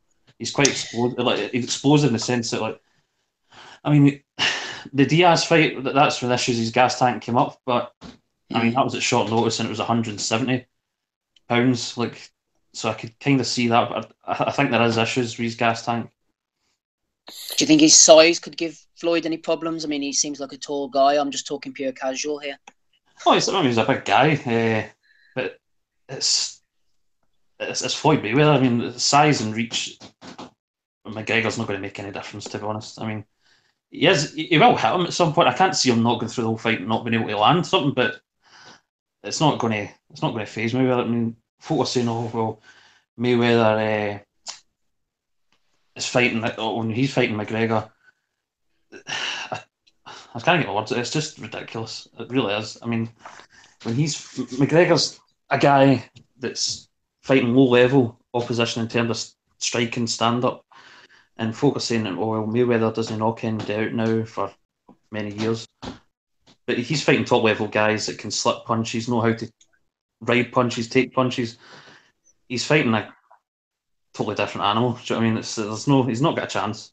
But yeah, I think just finally, Scott, I would say that, I mean, you've got guys at the absolute peak of their boxing careers. Yeah. Your Canelos who can't land a punch and win many rounds against Mayweather. That's it. If Canelo and, I mean, they'll say styles make fights. I mean, if this was, say for instance, that Oscar took a bit of the hump, because I think he would have, if obviously the GGG fight wasn't in the pipeline, he would have took Mayweather, Canelo against McGregor, and that would have been a bloodbath. I think Canelo would have knocked his head off his shoulders, to be honest. As I say, I think it's a low risk fight in terms of for McGregor, that he can go in, make his money, and I think obviously you got to wonder what the UFC's angle on this is. They must be obviously getting a big wedge as well. I don't know if it's McGregor's side or whatever, but they're obviously in it for something as well. Scott, thanks very much for joining us. We'll maybe speak to you again soon. Yeah, no problem, guys. Thanks for me. Cheers, mate. Cheers, Good, Scott. buddy. Thanks, Scott. Yeah, we've still got PACQUAIO and a few other bits and pieces, Bellew of the Week. So let's start wrapping this up with a few questions and comments just to close out. And if you want to make your predictions on how this will end, then please throw that in as well. Tommy Allen, a friend of the show, Emily Rogerson, has sent in a question for you. Very unlikely, I know, but if Conor McGregor were to beat Mayweather, would that be the biggest upset in boxing history? Without a doubt. It's really close. People say like the new Buster Douglas and Mike Tyson. This is just in a totally different stratosphere for that. If that ever happened, it won't happen. But it would be by far one of the greatest fighters of all time. Mayweather is definitely in the top 50 all time. He's fighting somebody that's not. He's fighting somebody that's not a boxer with a record of 0-0 in his pro debut. By far the biggest upset of all time. Andy, you were mentioning Savannah Marshall on the undercard. Kenny Young has been getting in touch on Facebook page. He said, I'm more interested in Cleverly versus Jack on the undercard. Nelson and Smith are giving it the hard sell yesterday. They'll pull the casuals in, charge $19.99 pay-per-view to have an MMA fighter land fewer punches on Floyd than anyone else ever has. If Conor lands more than 75 over 12 rounds, I'll be shocked, says Kenny. # team stream. Any word on the undercard, Andy? I just checked it there while so the guys were kind of gaining their points of view on it. The only fighter that's mentioned on it is Savannah Marshall. There's no mention of Jack against Cleveland. I noticed potentially in the pipeline, Javonte Davis maybe fighting Orlando Salido and so that might be a decent enough fight. Just on this fight itself, I'll give my 2 pence worth, and that'll be it. This, I agree with everything what everybody's saying. It's a cash shoot. It's shite. It's just pure mockery, whatever. I think Floyd's got to get the knockout here. I don't give a fuck what anybody says. If he's safety first, brittle hands, he could have fucking AIDS for all I care. He better stop him, because simple fact is, if he hit, well, I forget who said it, but if this goes a distance, it's a moral victory for the MMA, right? Because McGregor is basically he's a ranked novice. He's good at what he does. Okay, I'm not a big MMA fan. I'm not a big UFC follower and stuff. I'm a pure casual in that regard, so I'm not mentioning it whatsoever. But what I see in McGregor, or what I've seen, especially off that Jose Aldo fight, Aldo overextended himself and he got clipped by a counter left hand, straight left hand, right, with 4-ounce mitts on, and he got fucking vaporised. Floyd Mayweather does not lead, okay? So in that essence, Conor needs him to come to him. It's not going to happen. So what are you going to have? You're going to have 2 guys in the ring just basically jockeying off each other. What I would like to see happen is McGregor come out in the first 2-3 rounds and try and take him out, because that's all he's got. He's only got 3 rounds in him, and then that's him fucked. Floyd takes over the second half of the fight, and he just plays with him like a fucking cat with a mouse. Now, I've watched some of these videos of McGregor, and as I say, I know he's done boxing in the past. He might know some fundamentals and stuff, but he knows nothing. For what I've seen in these videos about shifting weight on the inside to like throw a combination. It's like wide fucking jabs and stuff, and he's wide open down the middle. His foot movement is shocking, and I didn't even want to think about what's going to happen when the fight goes on the inside. And people going about, he's a bigger man, he's got the longer arms and stuff. That means fuck all. Roberto Duran fought some of the biggest fucking killers in fucking boxing history, and look what he did to some of the guys on the inside. Just took him to school. Floyd will tie him up. He'll just do what Ward did there against Kovalev. He'll just work the body, just drop a few shots in here and there. And McGregor's got no answers because he can't shift. He can't shift his weight. He doesn't know how to shift his weight. He can't then throw attacks to the body. He's going to look for that left hand. Now, okay, say let's catch Floyd with a couple of left hands. It doesn't matter. Floyd's showing his chin. I don't give a shit either if he's 40 or 41-year-old. Floyd Mayweather is still fucking technically far too superior for Conor McGregor. Now, he's saying he's doing us a favour here by putting this fight on for us, and that because the fans wanted it. Name me one fan that wanted this fight. If he's no Irish and if he's not a UFC fan, tell me one person who wanted to see this fucking fight happen. Not one person. Not one fucking person. Right? And you're going to fucking pay Conor McGregor $100 million for this fucking fight. I mean, fuck, man. I mean, talk about just giving what you want. I'm not going to get too hung up on it. It is a disgrace. Casuals who know nothing about either sport, though, are going to eat this shit up. They're going to love it. Yeah, I think the pay-per-views are going to go through the roof, personally. What does everybody think about the pay-per-views? Do you think it'll do more than PACQUAIO Mayweather 4.4? I think it could. I think it could, No. I don't think so. I got maybe between 2.5 and 3 million. you got to think about it. All the English-speaking nations, like Australia, he's huge out there. He's huge here. He's huge in the UK. He's massive in the US. I think he's a bigger star now than Pacquiao is now. And if they had that rematch now, I think this outsells the rematch, partially because the first fight was dross. But I think you're right about him having to stop him, though. He has to stop. And I can't see him not stopping him. Like, you're right about those MMA guys as well. Like, I sparred a couple of them before getting ready for novices, and their feet are all over the place. Like, they stand square on. They don't have, like, boxers' feet. Like, so how's he going to, like, bounce on the balls of his toes and get close to Mayweather to even touch him? He's hanging his jaw out there. Like, I don't even think he's going to see the shot that knocks him out. I think it's just going to be... Exactly. He's just going boom, lights out. It'll be lead right hands to Connor's face all night long. He'll work the body. He'll tie him up, as I say. He'll just shift his weight, throw the body punches in there. Yep. It's just systematically break him down. And as you say, he's got his own team in there, MMA guys and stuff. That tells you everything. That tells you everything that it's the cash grab. Because if you're not even going to hire a proper boxing trainer to try and take on the greatest fighter of the modern era, that tells you everything that you need to know. Because he needs to be with a Freddie Roach or a Virgil Hunter or somebody consulted. Who's his sparring partners? Who's his sparring partners for this fight? There was Deshaun Jackson was one of them. Yeah. Exactly. That tells you everything. Because why is Keith Thurman not in there? Why is Errol Spence not in there sparring with him? Because they could, that's money. That's, you want to deal with the cream of the crop, because nobody would give him a chance of beating any of them guys. And if they went in and sparred him, they'd knock him out. Shane Mosley would knock him out now.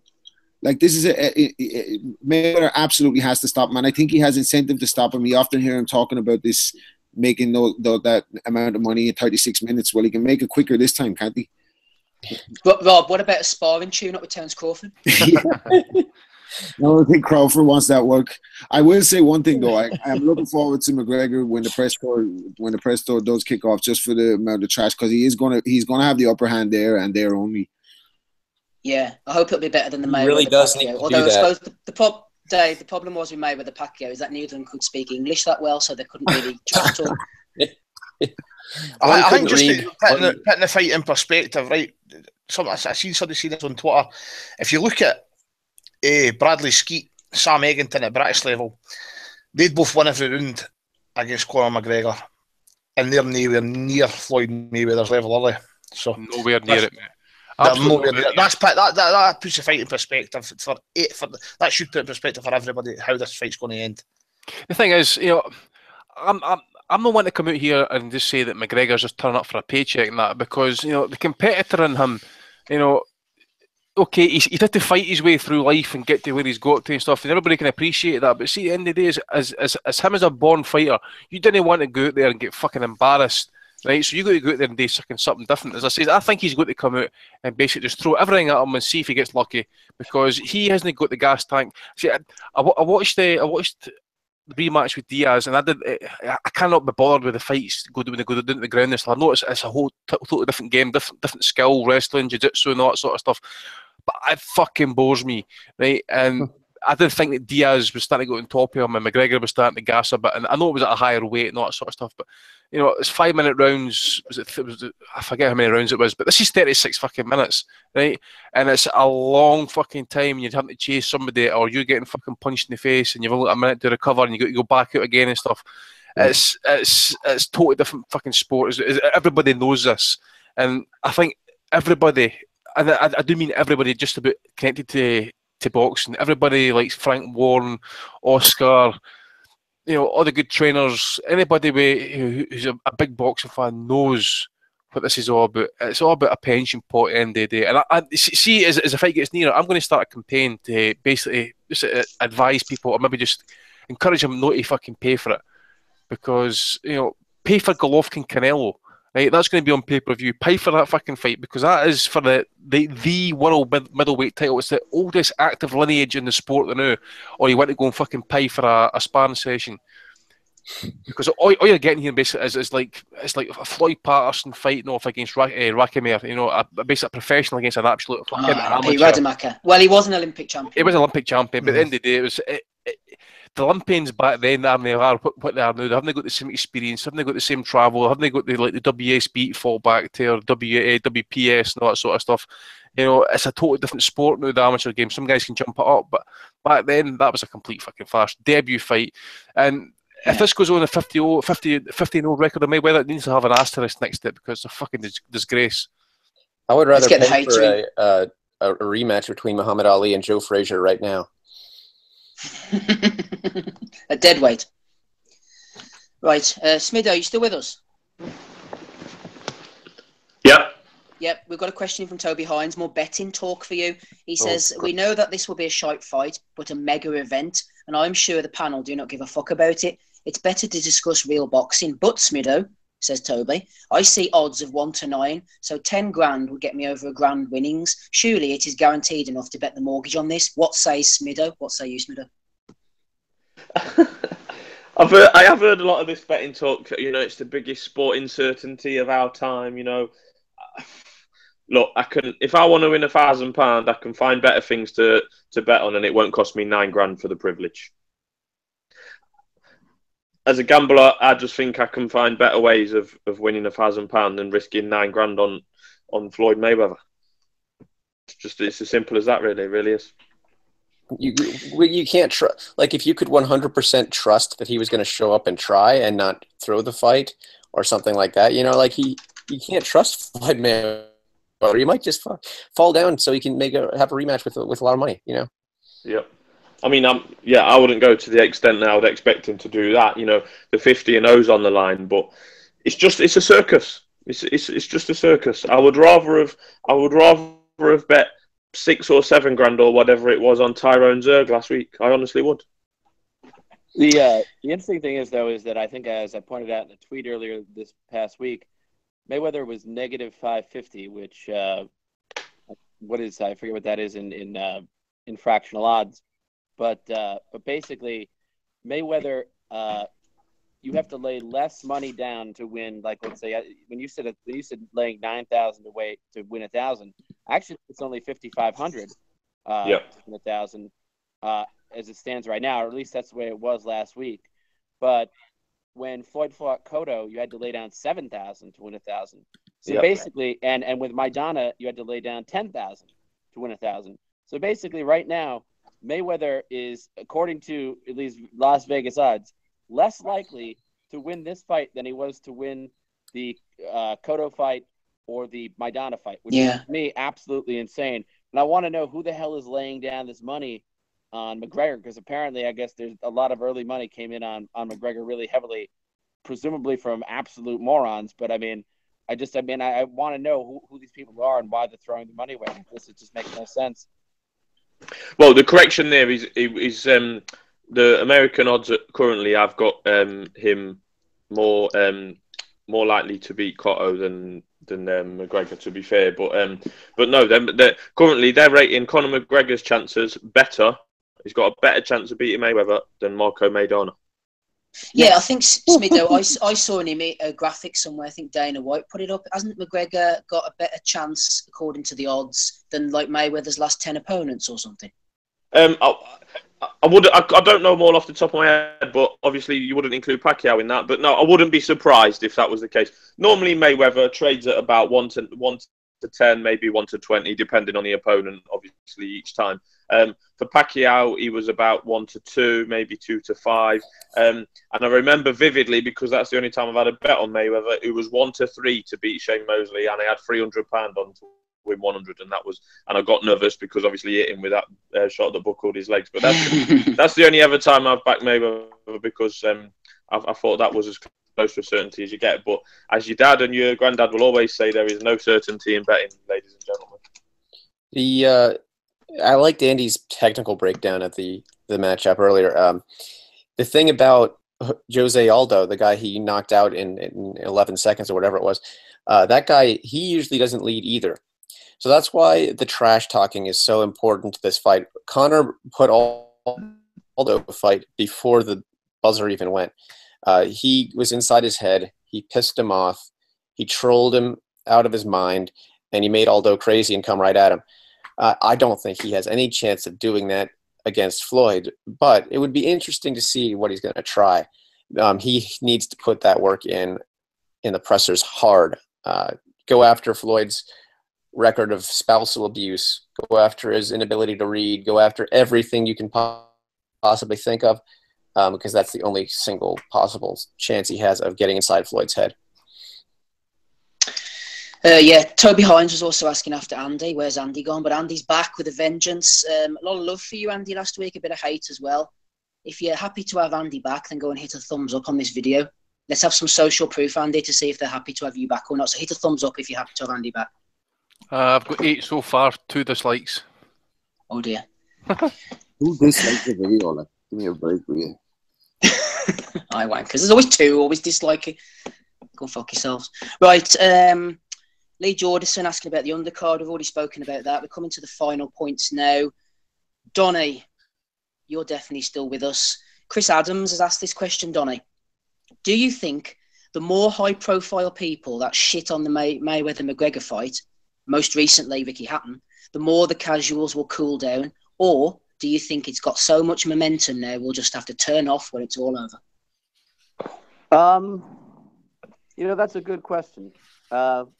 I mean, I think that maybe over time, some of the initial excitement that some of the casuals had to hear that this fight was actually happening may fade. And when they come to the, realization and the reality sets in that what they're about to maybe shell out for is an absolute joke, before they go ahead and reach for the remote and click buy and they see that price on there, I think they may think twice. So I think when time plays out, but then again, if there's some sort of crazy antics in the press conferences and stuff that build it up into some big rivalry and things like that, that could also have the a countervailing effect. So it's hard to tell because we haven't seen the pressers yet. I think that will give us a lot, but I think that when high-profile people come out and give their opinions on this, I think it helps unmask the event for what it is.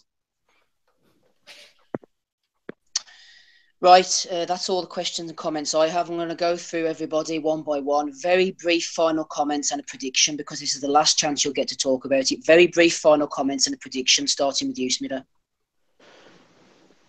Oh, God. Mayweather points, but I'm not excited by the fight. Hey to Dave. The more I think about this fight, the closer I'm leaning towards Mayweather stoppage. He better stop him, and I hope he stops, and I hope it's brutal. And I hope the embarrassment to Conor is so severe that even despite all the money he makes, he's going to be forced for his own pride to go back to MMA and take on some of those names, because those are the good fights. Those are the fights that fans of actual sporting want to see, like McGregor versus Nurmagomedov and Tony Ferguson, Diaz 3. That's what I want to see, not this shit. So I hope that Floyd beats him so bad that to salvage any scrap of pride and dignity he has as a fighter, he's going to have to go back to the sport that he actually competes in. And I agree with that as well. Thanks, Smido. Thumbs up for you there, Dave, from Smido. Donald? Mayweather stoppage, but it won't be a put you on the canvas, knock you out stoppage. I think it'll be an accumulation of very hard punches to his face that do facial damage, and eventually the corner or the referee will step in. So I think it would happen in the middle to late rounds, but Mayweather will get the stoppage just because he's not going to get hit very much at all, and he's going to be doing a lot of hitting. And even if he doesn't have a whole lot of power at 154 against a big guy, it'll be enough certainly to do enough damage that there'll be no point from then. And I think the corner will want to preserve McGregor's very bankable and very profitable MMA career. There just won't be any point in continuing, and I think they'll pull him out. Andy? As I say, probably stoppage. I think, again, you can never second guess Floyd. Floyd can turn up and just decide he's going to do it, and that's it. He's likely to fucking string this shit out for as long as he can, but he doesn't have to.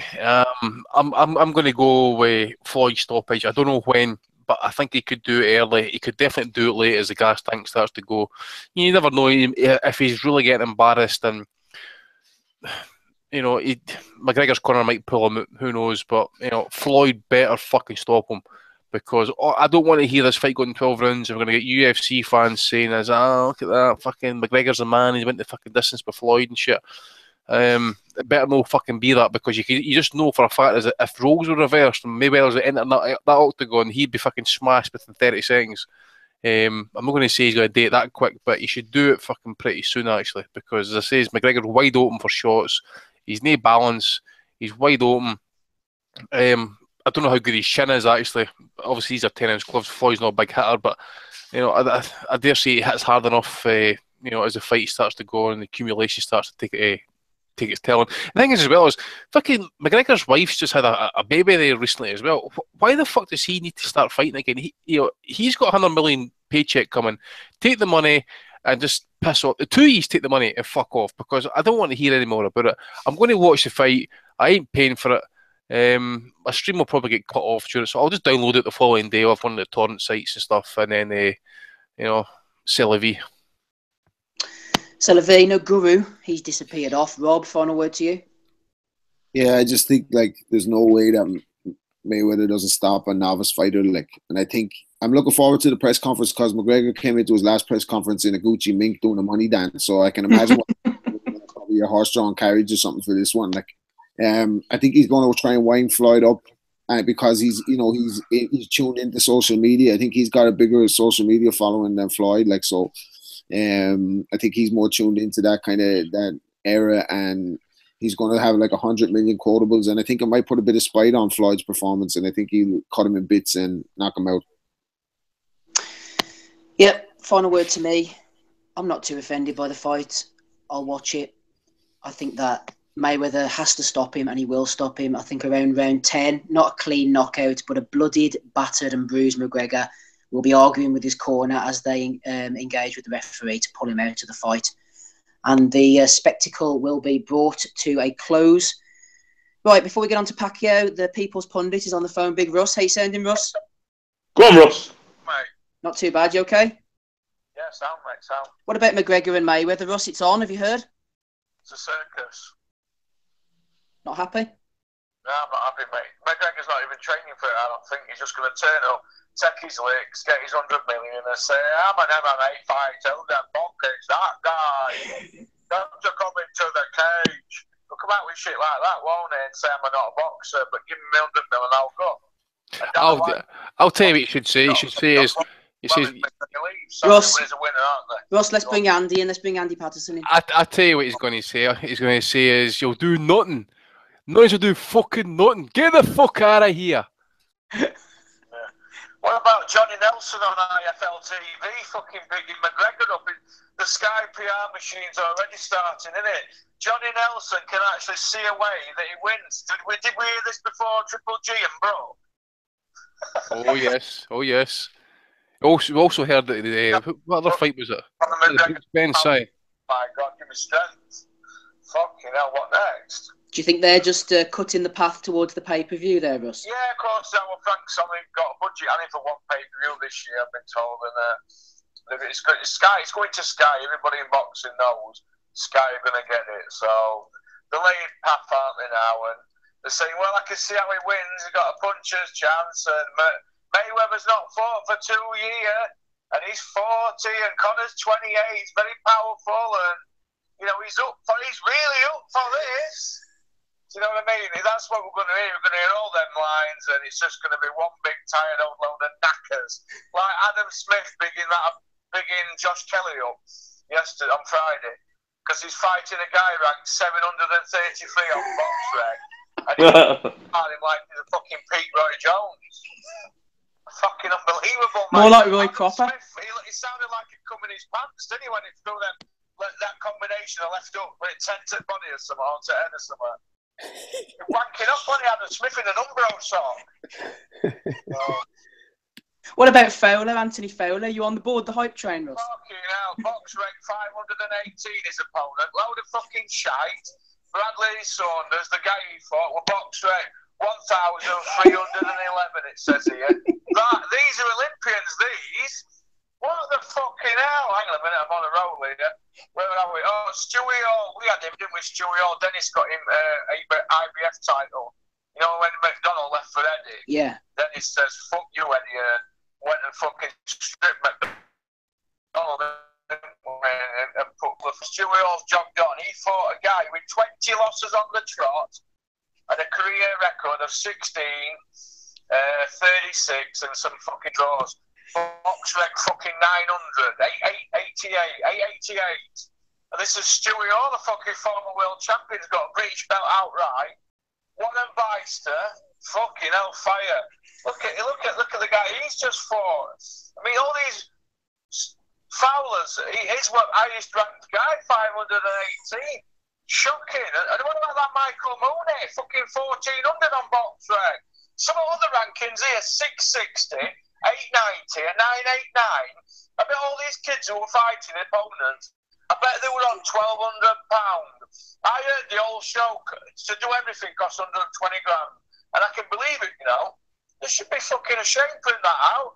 This is the worst show that he's put out since 2009. When he started, right, he started really good at it. Started out with Audley Harrison, prize fighter. I've got here prize fighter, Michael Sprott, European, Kelbrook and Barker, and then he went straight in for pay-per-view. He couldn't help himself. Ian Harrison, pay-per-view. What did Barney Francis say? They cut him dead, didn't they, straight away for 3 years. And that ruined it for Super 6 and Frotch Booty. But Frotch brought it back, didn't he? Pay-per-view with Kessler 3 years later. Yeah. But look at all them guys who've had pay-per-view since Carl's retired. Rose has had 3, Bellew 3, Brook 3, Femi's had 5. Fucking Frotch only had 3. He brought it back. Guys, mate, die! Fucking all of them, mate. Winning percentage of that show yesterday on Friday, minus 22%. But yet 8 years ago, plus 34%. So that's a graph going down, 56% swing in 8 years. It's fucking a disgrace, mate. They want shooting. Die! Yeah, Russ, Eddie Hearn says that the pay-per-view market's saturated. Do you think he's right? Saturated? He fucking did it! Man. So fucking die! Go on, Russ. What about his comb over, Russ? What about the comb over on Friday night? He's gone bald. You know why? That's the spot that plugs out the back of your head. Die! Anything else you want to add, Russ? Anything else you want to add? Anything else you want to add? Yeah, I think I'm just about to say it. I'm just fucking, what can I say? It's a fucking disgrace, isn't it? Fucking hell, that show was shocking, wasn't it? But the funny thing about it is, right, let me just calm down now. They've got a bird here, Natasha Jonas. She's in her 34th year on her debut. But yeah, he said he wasn't going to sign Nicola Adams because they didn't want no more women, you know, in boxing, in matchroom. It's just fucking one lie after another, isn't it? I don't know where I am with it. It's a fucking disgrace what's going on, and every week we're getting pissed on by a fucking cockney with a next gen. Do you know why they call it next generation? It's so when people say, fucking hell, Eddie, what sort of show is that? He can then say, they're up and coming, we've got to feed them, journeyman. It's a fucking excuse, and do you know why? Because they can't fill the dates. They've got 7 or 8, what is Smedo on about it? Smedo. They've got 7 or 8 dates too much.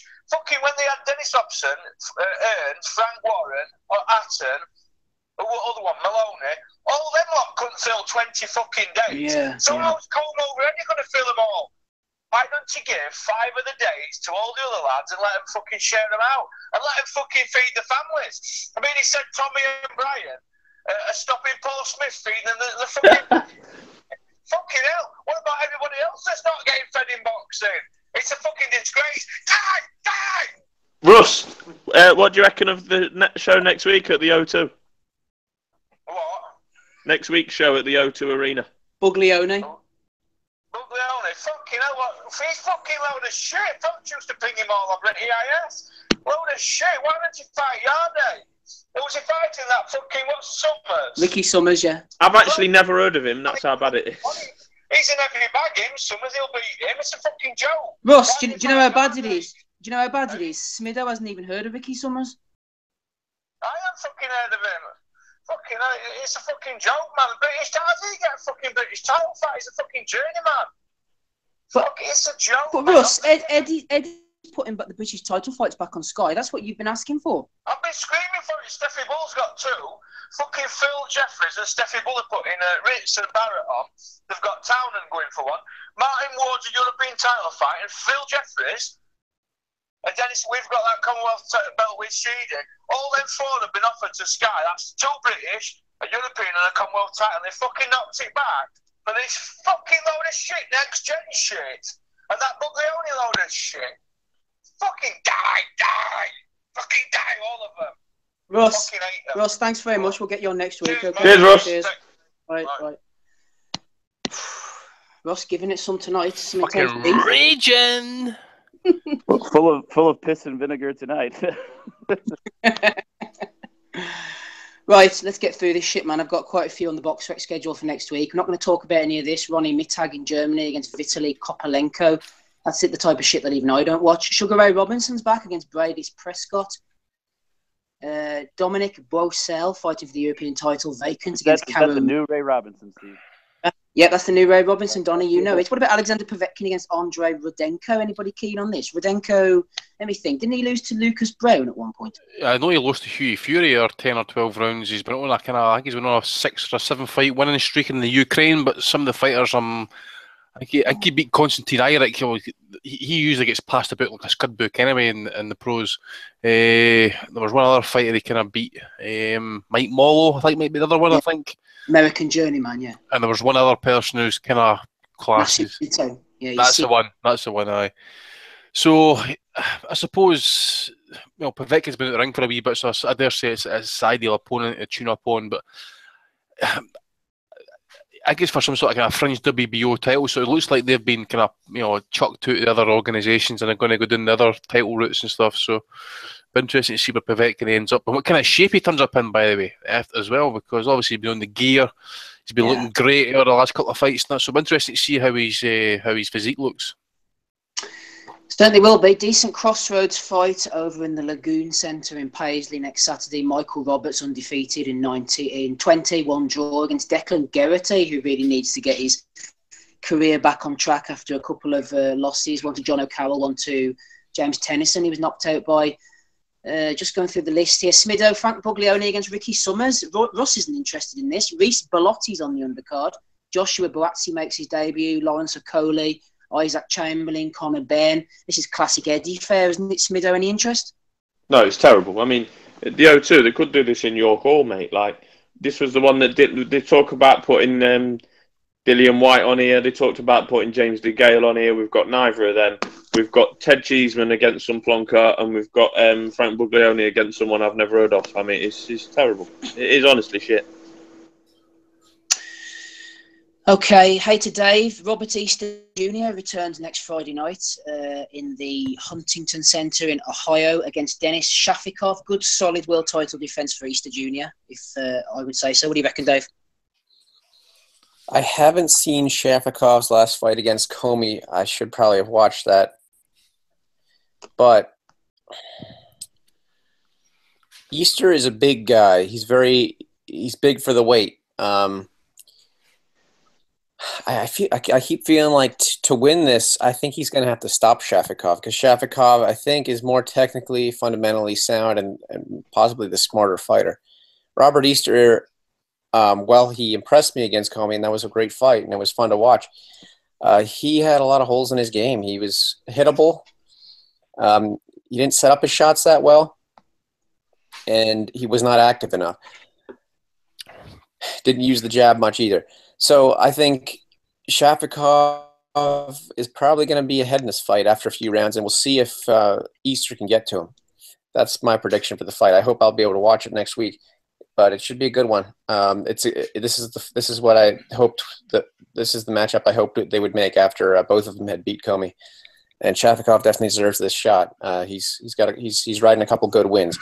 When I saw him against Herrig, I mean, I might be overrating Shafikov a little bit because of that, because Jamel Herring, I mean, he's a nice guy, and he served his country, but he's got nothing as a boxer. He has no real skill. He was mostly just a heavy bag in there for Shafikov to work over. And that's like the only time I've seen a full-length Shafikov fight and performance. I got to analyze him up close. And he looked very good in that fight. But he did follow that up with the win over Comey. So I'm assuming he's improving and still hot. So I don't know. I think I'm going to favor Shafikov on points. I don't know if he'll get the decision if it's close, though. So, yeah, Shafikov, split decision. Big call from the hater there. Donny, since losing to Rancis Barthélemy on points, Shafikov's done decent. He's knocked out the aforementioned Jamel Herring in the 10th round, and he won a split decision over Richard Comey in the tough fight gym in Moscow. This is a good defence for Easter. He's going to be pushed. Yeah, he will be. I was actually kind of surprised that they're going to make this his first defense. But anyways, yeah, it will be a close fight. I actually really can't say more than Dave already broke it down, I think, very, very well. Yeah, I mean, just remember, Easter is fighting at home. He's an Ohio fighter. He's in Ohio, so if it's close, I think he'll get the benefit of the doubt. But echoing the props that he gave Shafikov, I'd still pick Easter. I don't think we've seen everything he has yet. The fact that he was hittable maybe in his last fight, I mean, I wouldn't know how much stock I necessarily put in that. He might be capable of more, but anyways, yeah. No, I mean, I'm gonna go with Easter, but it'll be a good one to watch for sure. It's definitely worth the time. This is actually his second title defense. He fought Luis Cruz last. Luis Cruz, yeah. Oh, sorry, yeah. He couldn't even get him out of there, unfortunately. Dropped him a couple of times, didn't he? I think. Yeah, once 3 times. at least. 3 times. Andy, feel free to speak on this if you wish. If not, go ahead on the Euros. I believe you're going to fill us in on the winners, the amateurs. Oh, aye. Well, just to let guys know that Shafikov, I think he's a mandatory challenger for Easter. I think it will be quite a close fight as well. If it does go to the cards, I would think Easter's going to get the nod, especially in his hometown. So, Shafikov, he's tough. I remember he made Lee McAllister quite like the sheep shagger that he is.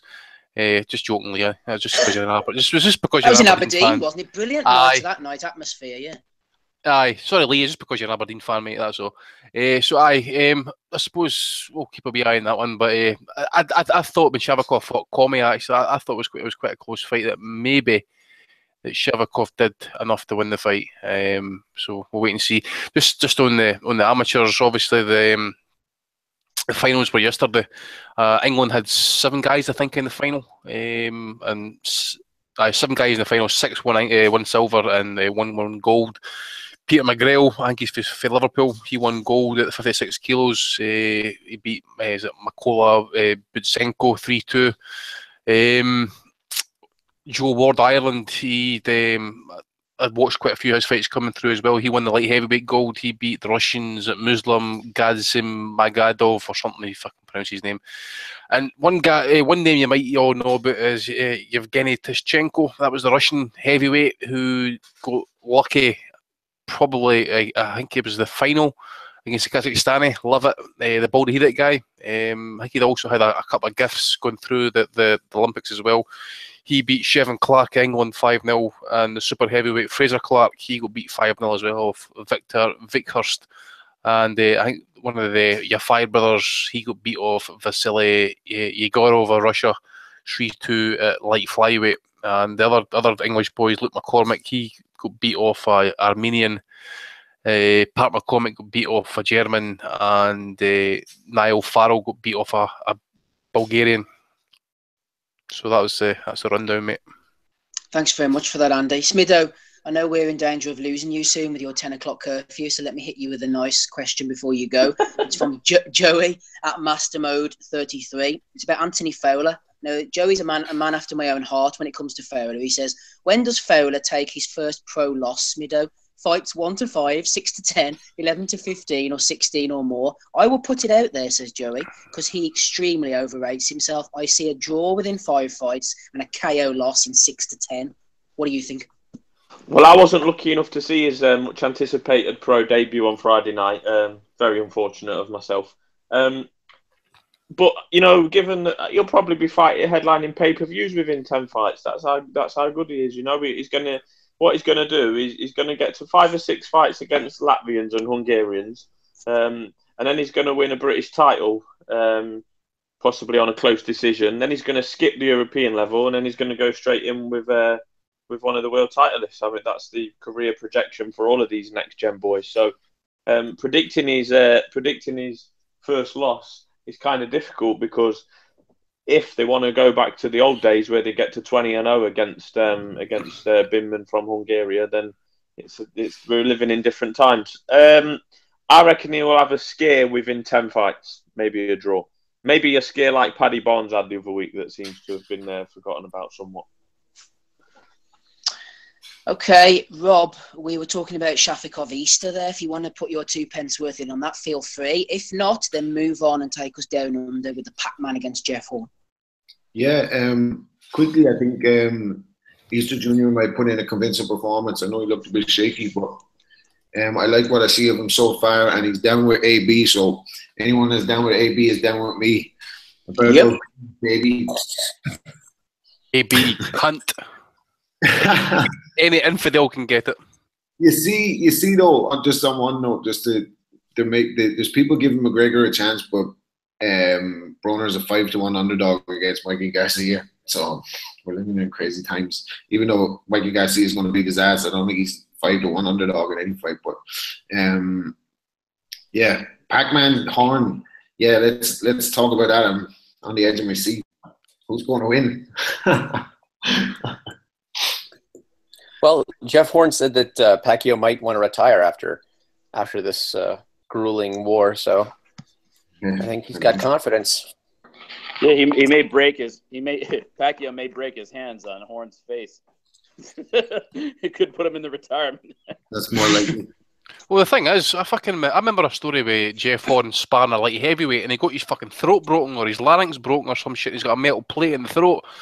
Fucking, if I don't know if Pacquiao will still, obviously, if he's going to knock him out or whatever, I would hope he does, but it doesn't bode well if your fucking throat's brittle and you got fucking Manny Pacquiao showing like fucking 47 punch combinations without a breath, you know? That sounds terrible, doesn't it, Andy? A broken throat. Aye, I think you can find it actually. I'm sure he's got a steel fucking plate in his throat. Give me 2 seconds to Google this. Yeah, that sounds like a spell I got to him or something. You know, like in those movies or whatever, where he always hits the guy in the throat and the guy's like on the. Hey, found it. Found it. Give me 2 seconds. Just the link opens up. I'll read out a wee bit of this article. This is for the Courier Mail in Australia. Right. Brisbane's world-beaten welterweight boxer Jeff Horn will have a titanium plate inserted into his throat on Thursday morning following the freak injury last week that derailed the biggest fight of his career. But the world number 6 and London Olympian is still confident he will shock big punching veteran Randall Bailey. They were due to collide, blah, blah, blah. Let's see this. Horn suffered what doctors now say is a fracture of the thyroid cartilage and will undergo surgery this morning at the Brisbane Private Hospital. His trainer said 3 ear, nose and throat specialists had examined Horn and decided that surgery was the best option.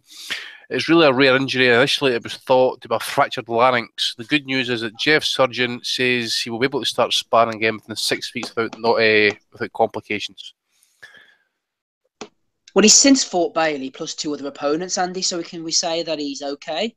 He's okay, but mate, listen, who did he fight in his last fight? Was it Ali Finecki? Guy's like fucking 40-year-old, man, and Randall Bailey quit.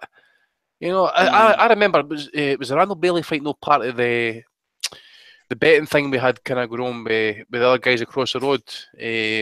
That kind of sweepstake thing we're running and stuff, and everybody was like, you know, Bailey might pull it off. He's got that puncher's chance and stuff. I think he maybe even dropped Horn in that fight. Actually, they got up off his arse. He did, yeah. So, aye, but you know, Bailey's obviously seen better days as well. You know, so he's fighting an ATG who, in all respects, even though he's no shot as such, but he's still got too much for him.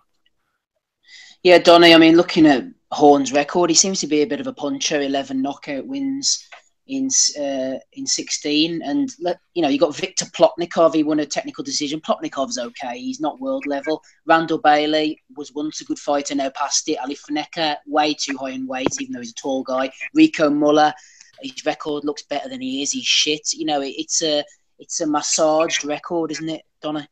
Yeah, I was going to say, I mean, he's a big puncher, but again, too, I mean, Manny Pacquiao. I mean, come on.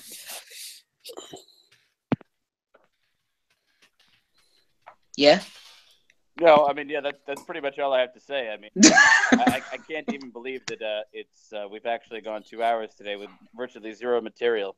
There was almost no boxing on this past weekend of note, and we killed some time with the Mayweather McGregor discussion. But yeah, I mean, we really pulled a rabbit out of a hat this weekend. Got to hand it to us for generating a pod with this much material out of literally nothing at all. Thanks for that, Donny. Do you agree with him, Dave? Do you agree with Donny there, Dave, about Pacquiao beating Hearn? I think that's what Donny was saying. I think he should do, and he better. I mean, yeah, I'm gonna say he better get his first stoppage since 2009. He better stop this dude. Come on, Pac. You got this guy. Finish him in 3 rounds. That's my expectation. No, I expect it'll take longer than that, but that's what I want. I want to just obliterate him in 3 rounds. That would be lovely. Obliteration in 3 rounds, says the hater Dave Lowback. I think that Pacquiao is going to knock him out in the 7th. Smido, take us into the Bellew of the week with your prediction for Pacquiao Hearn. Nobody seems too bothered about this. It's just a world tour.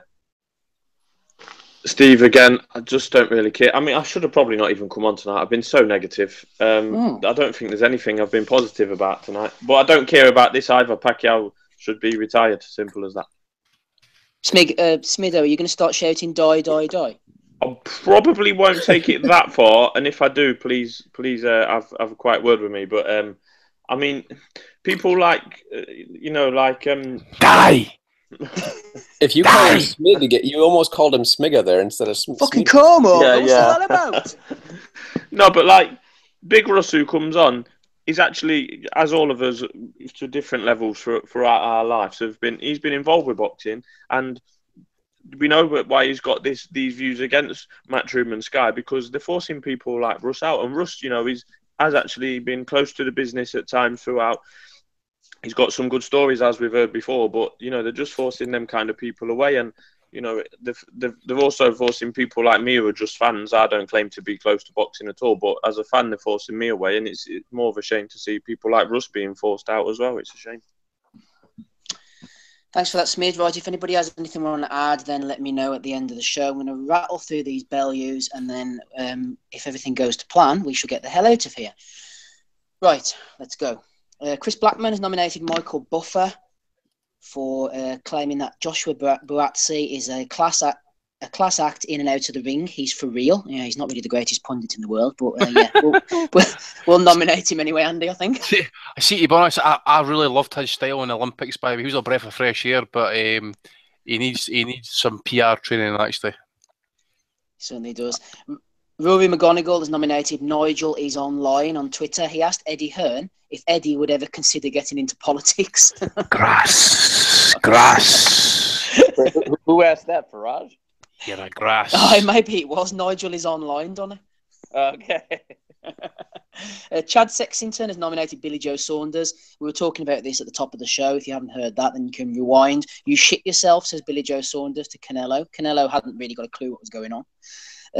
Joey at Master Mode 33, a former question answerer, has sent this one in. Apparently, a couple of guys are discussing on Facebook about the Eddie Ramirez and Eric Bonet fight. We haven't bothered discussing that on here. I'm not going to bother now.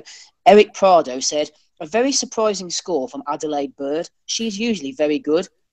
I guess she had an off night, that, or had something in her eye because her scoring was way off. And Lily Mae Rogers joined in and said, yeah, Adelaide's usually top draw, one of the best judges around. I guess she preferred Bonet's subtle work. You a fan of Adelaide Bird, Andy? That's the bint, eh? Yeah. She's behind the sink, mate. That's what she should be doing. Sorry, ladies, but she had Ishe Smith beating Carlos Molina. That's a crime in your book, Dave. Right, Umar has nominated Joe O'Rourke. This is a good one. Joe O'Rourke was talking about Luke Campbell, a possible fight with Jorge Linares, and O'Rourke says Linares is slow. He's a great fighter, but Campbell will have way too much for him. It's a fight Campbell will win. Not easily, but will win. Oh, wait a minute. Listen, Ivan Mendy, who won a WBC title last night, some silver shite, he fucking should have beat him by UD, right? Linares might not be at his peak, but I'll tell you right now, he's still a class act, right? Campbell, Steve, you and me go way back on this one. We have never been impressed with him. He still doesn't impress me whatsoever. Yep. Linares is going to knock him out. Yeah, Linares is a great fighter. He toys with Campbell. He toys with him. He really does. That's what I think, anyway. Right. Shoe shine him. Go ahead, Rob. Shoe shine him. High shoe shine him, yeah, the last couple of rounds after an even money fight, yeah. Right. Dan Raphael put up an article proclaiming that Junior Dorticos will join the WBC Super Series Cruiserweight tournament. Yes. Excellent and news. They put up a photograph of Yuri Kalenga. Sam, ATR, and Matty both sent this one in. So that probably wasn't Dan Raphael. It was probably whoever was doing his Twitter for him. We'll maybe give Dan a pass there. I'm blocked by him anyway. They had to screenshot that for me. Can't tell the Africans apart, Dan. No, hold on. Right, Curtis Woodhouse, date, venue, and purse. Contact my manager, Steffi Ball. He says to Tommy Coyle, if we can get a deal, I will be there. Martin Miller, Tommy Coyle versus Curtis Woodhouse. This should be pay-per-view. Value of the week, says Harold Anand. Certainly is. I seen Brian King was fucking busy this week actually with the value of the week fucking request coming in. Rapid. He was, definitely. I thought Curtis Woodhouse and Tommy Coyle spat was quite funny, Andy. Coyle put a picture up of himself doing yoga, like standing up doing a pose. And Woodhouse said, that's the longest I've seen you standing up. That's a belter, actually. A good banter. Bit of banter. Paddy Power got nominated by Ashley the Zulu. Our punters are going McGregor mad, says Paddy Power, with 92% of them backing him to beat Mayweather in Vegas. That's probably a troll from them, isn't it? I agree with you. Dana White, people talking shit about the notorious MMA, doesn't have a chance versus Mayweather. The odds makers disagree. And then they showed that graphic I was talking about earlier. Pacquiao aside, his previous opponents. Who gives a fuck? I mean, go back to Billy Dib against Takahashi Maura, right? The odds on a KO for fucking Maura were ridiculously fucking, honest to God, that it was a bettor's fucking paradise. And people were banging on big money on Maura knocking that guy out. It means fuck all. It's just guys. All it is guys betting with their heart, bringing the odds down. People think, oh, he's got a fucking chance. Fucking no problem. Yeah, and adding on to that, you start to see these videos that these clowns from MMA are making, where they're like trying to expose Floyd's weaknesses, showing the Shane Mosley shot and all like this. People are believing it. I swear, over here, Irish guy, I'm talking to people every day. It's out of control over here. I'm sick of it already because people really believe in their heads that he has a legitimate shot in this fight. Not just finishing the fight, winning the fight. And not just winning the fight. By knockout. Yeah, it's insane. Like, it's absolutely insane. McGregor's got one shot, it's a left hand. Floyd simply steps to the left and the fucking shot goes over his shoulder. He rolls back with the counter, right hand, boom, down the middle, he's away. McGregor's like, what the fuck happened there? What's it going to be like when he gets hit in the body? Like, he 12 punches around in the body, 20 punches around in the body. He's not even he doesn't even throw enough. Like, how does he get to him to even give him a Maidana type fight? Because people are saying, like, you know, he might rough him up like Maidana. Maidana! Not McGregor. Like, it's ridiculous. Stop. He could always just, like, throw a capoeira kick in there just because he's pissed off. He could do, Dave. He could do. Oh, we lost Steve. Well, Steve, I think he's had problems with his phone and that, so we'll need to wait till he comes back on because he's the one who's got the belly of the week list. Any of you guys have nominees?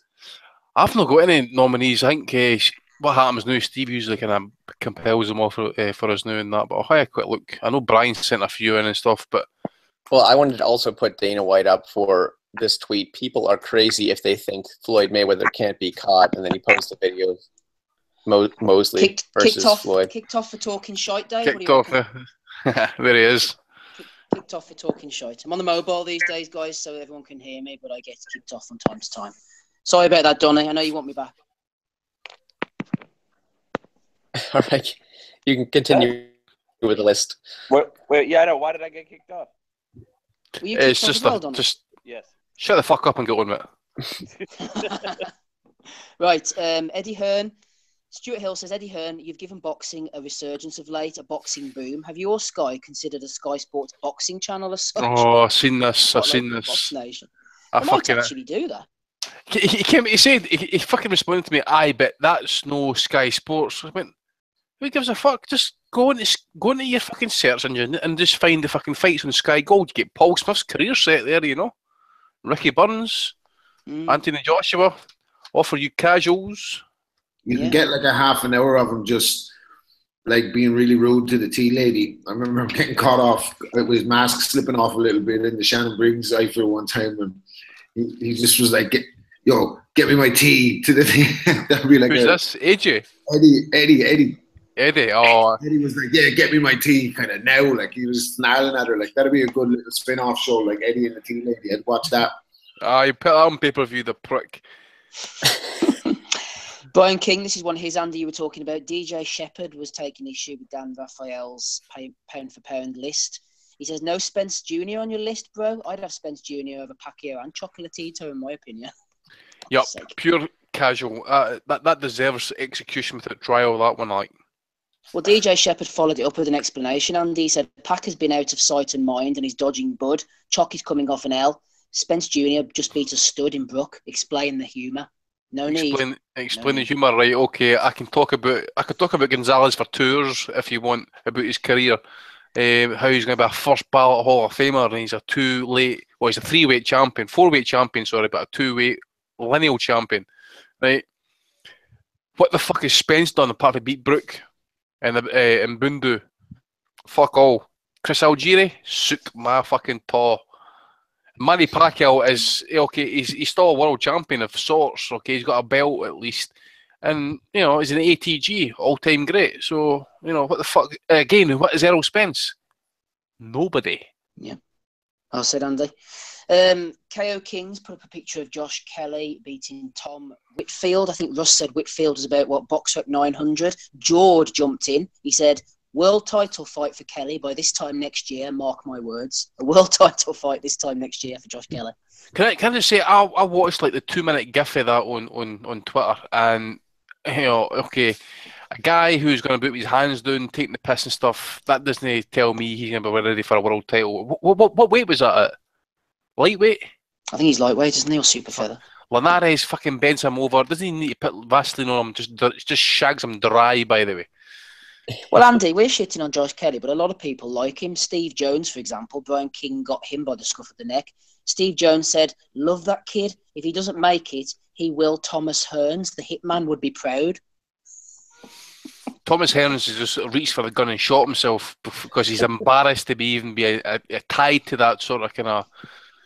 Oh, I mean, come on to fuck. Tommy Hearns, again, he's proved... I'm not even wanting to get into it. I mean, what the fuck, man? No, don't, Andy. Andy, let it go. Everybody said he hit the guy with 10 left hooks. I want to see the guy that gets hit with 10 left hooks. You know what I mean? Exactly. If you have 6 or 7 in, you might want to put your hands up. You know what I mean? Go watch Roy Jones fucking throwing left hooks against some of the bums that he fucking fought. But people saying, oh, by the way, fucking legend and stuff because he landed fucking 3, 4, 5, 10 left hooks. Who gives a fuck? The guy couldn't defend shit. You mentioned this one earlier, Rob. Ben has thrown in Dana White for talking about the Shane Mosley to Conor McGregor. If Mosley can hurt Mayweather, what can McGregor do to him and all that type of stuff? We've got that on. George jumped in again with Josh Kelly. He seems to have some form here. Everyone is entitled to their opinion, says George, but you can't take the kid's talent away and how quickly he's being pushed. Quickly he's being pushed. For fuck's sake. That's Josh Kelly again, Andy. Please move on. Hype for type. Wow, Josh Kelly, Mayweather, Khan, and Ward all wrapped up into one package. The guy's a beast. Flip me. I tell you what, they've gone complete spastic over this Kelly, haven't they? I mean, he looks decent, but come on. I know. I mean, listen. As I say, I don't know what weight he's at. If he's a lightweight or whatever, then if he's this fucking good, put him in my fucking top 15 ranked fighter right now. Next fight, fucking right now, and just see how fucking far the cream goes to the top. Umar has nominated Marcus Sanchez. Conor is a trained striker. He will land on Floyd. Brian King has nominated Mike Coppinger. I think he was what was he talking about? Someone being the best lightweight ever or something? He said, oh, it was, oh, fuck. It was Shane Mosley. He says Shane Mosley was the best lightweight in history. So, yeah. Okay, take Duran out of the equation. Is he better than Joe Gans? Is he better than fucking Benny Lynch? No, Benny Lynch. Benny Leonard. And, yeah, come on. Yeah. Dominic Henry nominated Jerry Cooney. Cooney claims that Deontay Wilder wants to fight everybody. John Scullion, this was a good one. Did you see this one, Andy? He said, Josh Taylor boxer is going to bring boxing back to the Northeast. We've been waiting a long time. The Northeast is a fighting region at Eddie Hearn. I think he meant Josh Kelly. He tagged in Josh Taylor. Josh Taylor said, I think you mean Josh Kelly, mate. Well, I never saw that one, but thank fuck Josh fucking actually cleared that one up because, as I says, the northeast to me up here is fucking Aberdeen. The Dark Knight has nominated Tommy Robinson, that racist guy I think he is. Apparently he landed 7 digs on somebody at Ascot, and the Daily Mirror put up a video. I didn't watch it, but apparently he hadn't got the best technique in the world. Maybe he was as good as Josh Kelly's opponent. I'm assuming his opponent was a Muslim, I take it. I had no idea who he was hitting, but he was hitting someone. Paul Smith's tits has nominated the box. He has my vote just for that. That's a fucking belt. If you want to follow him, at Smiggers Titties on Twitter. I'm going to follow him right now, actually, just for that fucking... Where is Twitter? Right here, at Smiggers... At Smiggers Titties. Smiggers Titties. I'm going to follow this. I couldn't right now. He's nominated box announcer anyway, Andy, for nominating Natasha Jonas, his opponent. He said his record stands at 1 win, 3 losses. Brian King has nominated Simon Roberts. That is the security guard who Terry Dooley was talking about. We put our lives on the line week in and week out, stopping fights and dealing with threats on venues. Please think about what we go through. Brian wasn't too happy with that, and he nominated him for Bellew of the Week. That's the last one I've got. Anybody else want to throw any in? Yes, I want to put in Donny Baseball for his resignation of the podcast and then subsequent fucking U-turn within like an hour. You know, have some conviction, mate. What happened, Donny? What happened? Did your missus? Did you try to shag your missus and says, "Oh, I've got my period." She wouldn't let your coat become a Savoy. Yeah, just suffice it to say, I was frustrated that day and may have overreacted. So, yeah, actually, you know what? That's a great nomination, and I would even second my own nomination for that one. Donny nominated for a Divas drop. Anybody else want to nominate? I got one I just saw right now. This guy, Adam Cadu, one of my mates was replying to on Twitter. It says, plenty wrote off Fury versus Cliff when his attributes were obviously going to trouble Vlad. Sometimes it's about heart and how much you want it. Question mark. Go on, we'll chuck him in then. Anybody else? Yeah, we can't forget Shakur Stevenson. What did he do? Floyd Mayweather's daughter, aye. Floyd's daughter tweeted out. She's part of this as well. She said, stop talking to me about Shakur Stevenson. He ain't nothing but a wussy crying because he lost in the Olympics, you crybaby. And Shakur responds, your bitch-ass daddy must be one too. Watch your mouth. It's a bunch of greats that done the same thing, little stupid bitch. Good try, though. And then afterwards, you a sucker. I heard about you be sucking mad dick. Yeah, this is a minor, by the way. Yeah, I know some of friends down in Atlanta. They gave me a little scoop on ya thought ass. And in America, thought is like hoe or whore. So she's a minor and she's sucking that fucking German helmet. Ooh, baby. Oh, baby. What a lovely image. Sending her down the mines all the same.